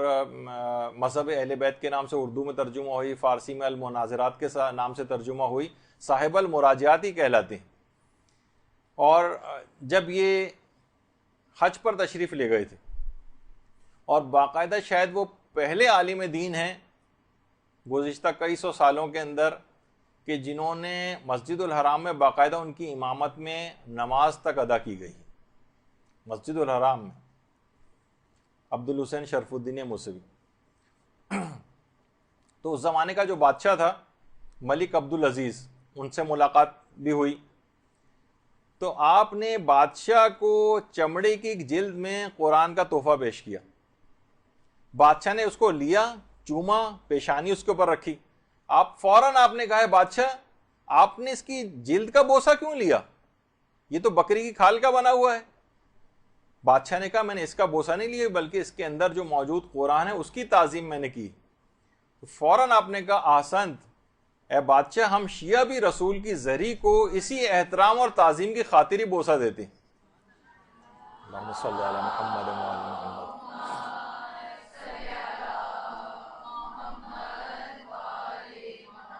ہم فقط اس دھات کی بنی ہوئی چیز کو اہمیت نہیں دے رہے ہوتے، بلکہ اس کا جو مظروف ہے، جو اس کے اندر موجود پیغمبر اسلام ہے، ان کی عظمت کے تحت ہم اس کو بوسہ دے رہے ہوتے ہیں۔ اس موقع پر سب نے نعرہ تکبیر بلند کیا باقاعدہ، اور بادشاہ نے مجبور ہو کر اس سال پیغمبر اسلام کے آثار کو چومنے کی اجازت بھی دیتی تھی، لیکن اس کے بعد جو ولی عہد آیا اس نے باقاعدہ قانون پاس کیا، اور اس کے بعد پھر سے پابندی لگا دی گئی، جب بھی وہاں پہ آج کل روکا جاتا ہے۔ تو آیت اللہ جواد عاملی یہ فرماتے ہیں کہ ہم جب قرآن کی جلد کے بوسے لیتے ہیں، ہم قرآن کے صفحات کے بوسے لیتے ہیں، تو یہ جو بے جان اشیاء ہیں، یہ صفحے، یہ جلد، یہ جب حروف قرآن سے متصل ہو کر متبرک ہو جاتے ہیں، تو فرماتے ہیں کہ بے جان اشیاء جب متصل ہو کر متبرک ہو رہی ہیں، تو کیوں نہ ہم اپنی روح اور جان کو قرآن سے مانوس کر کے متبرک بنا لیں۔ ہم بھی تو اپنی روح کو متبرک بنا سکتے ہیں، ہم بھی تو اپنی جان کو متبرک بنا سکتے ہیں اگر قرآن کے احکام سے اپنے آپ کو متصل کر لیں۔ آپ بھی متبرک ہو سکتے ہیں۔ ہم سوچتے ہیں فقط یہ الفاظ جس صفحے کے اوپر یہ متبرک ہوا ہے، جلد متبرک ہوئی ہے، جزدان متبرک ہو گیا ہے، نہیں، اس طریقے سے بھی متبرک بنایا جا سکتا۔ تو خاص طور پر یہ جو تلاوت ہے، اس رات کو خاص طور پر تلاوت کرنی ہے، اور اب قرآن کو کچھ کچھ اہمیت دی جانے لگی ہے. مساجد کے اندر بھی قرآن کے حوالے سے پروگرام ہونے لگے ہیں. ایران میں تو پہلے سے ہوتے آ رہے ہیں، لیکن ہمارے ہاں بھی اب ماشاءاللہ سے شروع ہو گئے ہیں. اور خاص طور پر قرآن کے حوالے سے مرحومین کو اس رات ضرور یاد رکھا جائے، بلکہ کوشش کریں کہ جتنے بھی اعمال شب قدر جب آپ انجام دینا شروع کریں گی تو اس میں تمام مرحومین کی بھی نیابت کی نیت کر لیں. تمام مرحومین کی نیابت کی، میں یہ ان کی طرف سے بھی تمام اعمال کو انجام دے رہی ہوں. دیکھیے کہ جو مرحوم ہو گئے، دیکھیے ایک تو حرموں میں ویسے بھی جو متصل حرموں میں جو ہے نا مختلف قبور ہیں، جہاں کے علماء کی قبور ہیں، اصحاب کی قبور ہیں، مختلف ائمہ کے حرموں میں نظر آتی. جیسے حرم معصومہ قم کے ایک تو اندر بھی ایک لحاظ سے قبرستان ہے، جہاں خواتین کو کبھی کبھی جانے کی اجازت دیتے ہیں، کبھی نہیں دیتے ہیں ان کی قبور تک. مختلف مراجع کی قبور بھی ہیں. تو حرم کے اندر بھی قبریں ہیں، اور اس سے تھوڑا سا باہر نکل کر ہی دروازے کے باہر آیت اللہ بروجردی کی قبر بھی آپ نے دیکھی ہوگی جو لوگ وہاں گئے ہیں. اسی طریقے سے حرم امام رضا ہے، وہاں پر بھی بڑے بڑے علماء کی قبور ہیں، نجف میں بھی ہیں. تو معصومہ قم کے حرم میں بھی قبور ہیں، اور حرم سے باہر جب نکل جاتے ہیں تو ایک قبرستان شیخان ہے، جہاں کپڑے کی وغیرہ کی دکانیں ہیں، مارکیٹس وغیرہ بنی ہوئی ہیں. یہ انتہائی نورانی اور بابرکت مقام ہے. جس طریقے سے نجف میں علی آغا قاضی کی قبر پہ کوئی نہیں جاتا، اس طرح قبرستان شیخاں میں بھی لوگ سامنے سے گزرتے ہیں زائرین، وہیں سامنے ہوٹلوں میں رہائش پذیر ہیں، لیکن قبرستان شیخان میں کبھی نہیں جاتے نظر آتے. اور کتنے بڑے بڑے علماء اور شہداء اور اصحاب امام اس قبرستان کے اندر دفن، بالکل متصل. زکریا ابن آدم، چھٹے ساتویں آٹھویں امام کے صحابی، اور امام خود کہتے تھے جس کو کوئی مسئلہ پیش آتا تھا کہ میں آ نہیں سکتا، کہا زکریا ابن آدم سے جا کر پوچھو. اور اس کے علاوہ زکریا ابن ادریس اور ابن قولویہ کی قبر بھی وہاں قریبی ہے، اس سے متصل ہی ہے. جواد ملکی تبریزی کی قبر وہاں پر ہے، کتنے جن کا بھی ذکر ہو رہا تھا. رہبر معظم بھی جب بھی جاتے ہیں جواد ملکی تبریزی کی قبر پہ ضرور جاتے ہیں. اس کے علاوہ مرحوم حید جی، یہ خود عرفاء میں سے ہیں. موت اختیاری کے حوالے سے ان کا واقعہ تھا، جو کہ اب اتنا وقت نہیں ہے کہ اس کو پڑھا جائے. تو طالب علموں کے لحاظ سے اور جو زائرین ہیں اور مومنین کو اس قبرستان میں ضرور جانا چاہیے. تو اپنے تمام بلکہ کہا جاتا ہے کہ یہ جو معصومہ قوم کا جو حرم ہے اس سے جو متصل جو قبریں ہیں، وہ اس کے بعد پورے قم میں قبرستان شیخاں سے بڑھ کر کوئی بھی بابرکت مقام نہیں. یعنی معصومہ کے حرم کے علاوہ جو سب سے بابرکت مقام قم کے اندر ہے وہ قبرستان شیخان. تو آپ خود سوچیں کہ یہ کتنا لیکن لوگ عام طور پر نہیں جاتے ہیں وہاں پر. اسی طریقے سے امام رضا کے روضے کے احاطے میں بھی شیخ حسن علی نخودی کی اصفہانی کی قبر بھی. اتنے بڑے مقام کو حاصل کرنے کے بعد بھی آج بھی شیخ حسن علی نخودی کی اصفہانی، یعنی ویسے تمام مرحومین کا یہ سلسلہ ہے، وہ اب بھی تلاوت قرآن کے ثواب کو ہدیے کے طور پر فرمائش کرتے ہیں. باقاعدہ فرمائش کہ تلاوت قرآن کا ہدیہ ان کو کیا جائے. تو اس رات کو ان کو کیسے فراموش کیا جائے گا. کربلائی رضا کرمانی جو کہ اس زمانے میں آستان قدس رضوی کے مؤذن تھے، کہہ رہے ہیں کہ میں شیخ کی وفات کے بعد، شیخ حسن علی نخودکی کی وفات کے بعد روزانہ بین الطلوعین ان کی قبر پر فاتحہ خوانی کے لیے جاتا تھا. کہہ رہے ہیں ایک دن میں نے خواب میں دیکھا کہ شیخ خواب میں آئے ہیں میرے، اور آ کر کہہ رہے ہیں کہ تم روزانہ میری قبر پر فاتحہ خوانی کے لیے آتے ہو، لیکن تم میرے لیے سورہ یاسین اور سورہ طٰہٰ کیوں نہیں پڑھتے ہو. سورہ یاسین اور سورہ طٰہٰ. شیخ حسن علی جیسا عارف کامل وہ فرمائش کر رہا ہے 2 سوروں کی. یعنی اتنے بابرکت سورے ہیں یہ، مرحومین کو اتنا فائدہ پہنچانے والے ہیں کہ سورہ فاتحہ کے ثواب ملنے کے باوجود بھی فرمائش کر رہے ہیں کہ تم یہ 2 سورے کیوں نہیں پڑھتے ہو. کہہ رہے ہیں اس جملے کو شیخ حسن علی نے خواب میں 3 مرتبہ جو اسی جملے کی تکرار کی. تو میں نے کہا کہ انشاءاللہ میں ضرور پڑھوں گا. کہہ رہے ہیں میں بیدار ہوا تو ایک چیز دیکھ کر محسوس کر کے حیران رہ گیا کہ یہ دونوں سورے مجھے حفظ ہو چکے تھے. اللہم صلی علی محمد۔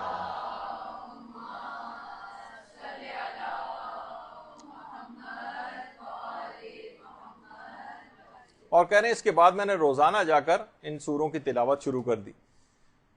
تو آپ نے دیکھا کہ بہرحال آج کی رات مرحومین اس طرح سے آپ کی تلاوت قرآن کے ثواب کا بھی انتظار کریں گے، اور یقیناً یہ دو سورے اگر پڑھنے کے بعد کسی کے پاس وقت ہو تو وہ اس سورہ یاسین اور سورہ طٰہٰ کو اپنے مرحومین کے لیے ضرور تلاوت کریں۔ دیکھیے عبادت میں بہرحال محنت تو کرنی ہے، آپ سوچ رہے ہوں گے کہ کتنے زیادہ تو یہ چیزیں آتی جا رہی ہیں، اس کا وقت اتنا کہاں ہوگا، اللہ انشاءاللہ برکت اس میں پیدا کرے گا، وقت بھی نکلے گا۔ تو یہی وجہ ہے کہ آیت اللہ تقی بہجت کہتے تھے کہ زمانہ غیبت میں جو عبادات کرنے کا ثواب ہے زمانہ ظہور سے زیادہ ہے، یعنی اس میں جو اگر آپ نے محنت کر لی تو اس کا ثواب زمانہ ظہور امام، یعنی جب امام ظہور کر جائیں گے اس وقت کی عبادت سے زیادہ ثواب آج کل کے دور میں عبادت کا ہے۔ اچھا، اس رات کے لیے پیغمبر تو کہہ ہی چکے ہیں کہ شب قدر میں کسی نے پوچھا پیغمبر سے کیا مانگے، تو آپ نے کہا تم صحت اور عافیت مانگو۔ صحت انسان کے نہیں ہوتی تو تمام عبادات کی انجام دہی سے بھی رہ جاتا ہے۔ تو علماء فرماتے ہیں خاص طور پر بیمار حضرات اس رات کو دعائے مشلول بیماری کے لیے ضرور پڑھیں، یا ان کے لواحقین یا ان کے جو گھر والے ہیں وہ اپنے بیماروں کے لیے دعائے مشلول، کہ اس میں اعظم اس کے اندر اس دعا کے اندر، اور یہ بہت مجرب ہے، تو بیماروں کے لیے علی الخصوص اگر کوئی دعائے مشلول پڑھے تو شب قدر کے اندر بہت فائدہ ہے۔ اچھا، ایک چیز اور بھی ہے، آج کل لوگ ایک چیز کی بہت زیادہ سوالات کرتے دیکھے جا رہے ہیں کہ دل کو ہمارے سکون نہیں ملتا ہے، دل سے جیسے سکون غائب ہو گیا، دل میں ہر وقت دھڑکے لگے رہتے ہیں، یعنی بظاہر لوگوں کے مالی حالات اچھے ہوئے لیکن سکون غارت ہو گیا۔ تو حجت الاسلام صوفی وہ فرماتے ہیں کہ دل کے سکون اور آرام کے لیے، جس میں دل کی ظاہری بیماریاں بھی شامل ہیں، باطنی بیماریاں بھی شامل ہیں، اور سکون قلب کے لیے فرماتے ہیں اگر ہاتھ کو سینے پر رکھ کر انسان 3 مرتبہ کھڑے ہو کر اور 3 مرتبہ بیٹھ کر سورہ رات کی آیت نمبر 28 پڑھے، الذین آمنوا وتطمئن قلوبہم بذکر اللہ الا بذکر اللہ تطمئن القلوب، کہ اگر کوئی شخص اس آیت کو پڑھے کہ وہ لوگ جو ایمان لائے ہیں ان کے دلوں کو اللہ کے ذکر سے اطمینان ملتا ہے، اور آگاہ ہو جاؤ کہ اطمینان دلوں کو فقط اللہ کے ذکر سے ہی ملتا ہے۔ سورہ رات کی آیت نمبر 28 کو 3 مرتبہ سینے پر ہاتھ رکھ کر کھڑے ہو کر 3 مرتبہ اور 3 مرتبہ بیٹھ کر پڑھے تو جسم دل کی ظاہری اور باطنی بیماریوں کے لیے اور سکون قلب کے لیے بہت مجرب عمل ہے، یہ فرماتے ہیں۔ تو بیچ میں ذکر آ گیا، سوچا کہ لوگ بہت زیادہ آج کل پریشان ہیں کہ مالی حالات کے ٹھیک ہونے کے باوجود بھی۔ اچھا، اب ایک چیز اور علماء فرماتے ہیں کہ خاص طور پر نماز شب اس کو فراموش نہ کریں، جو اس کے پابند نہیں ہیں نماز شب کو، خاص طور پر نماز شب اس رات کو کوشش کریں کہ اس رات سے عہد کر لیں، جو شب قدر کا ایک بہت بڑا فائدہ آپ کو اٹھانا ہے نا کہ نماز شب روزانہ آپ پڑھیں گے، تو کوشش کریں ایک تو 11 رکعت والی نماز شب وہ شب قدر سے اس کا آغاز کر دیں، جو کہ بعد کی زندگی تک بھی اس کو جاری و ساری رکھیں۔ اچھا، اب مسئلہ ہے کہ باتیں ابھی پھر بہت تھیں، تقریباً میرے اعتبار سے تقریباً آدھے گھنٹے کا تقریباً میرے لحاظ سے ابھی میٹر اور تھا کہ جو کہ کچھ اعمال اور بیان کرنا تھے، لیکن ظاہر شب قدر ایک ایسی عظیم اور بابرکت رات ہے کہ بہرحال اس کا جتنا بھی اس کا حق کبھی ادا ہو ہی نہیں سکتا ہے، تو کوشش یہ کریں کہ جتنے بھی اعمال بتائے گئے ہیں، بہت سے علماء یہ جملہ بھی کہتے ہیں کہ ہماری زندگی میں تبدیلی کیوں نہیں آتی، طالب علموں سے فرماتے ہیں کہ تبدیلی یوں نہیں آتی کہ پچھلی کلاس کا سبق جو ہے اس پر عمل تم نے نہیں کیا ہوتا، یعنی جو انسان جتنا حاصل کر لیا اس پر عمل شروع کر دے تو خود بخود اس کے اندر تبدیلی آتی چلی جائے گی۔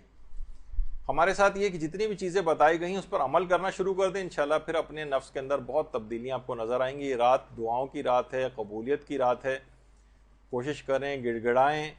کہ چشمہ قبولیت زمزم ہے جو قبولیت ہے اس کو بہرحال جاری ہونا ہی پڑتا ہے، دعاؤں کو ایڑیاں رگڑیں باقاعدہ اس رات کو،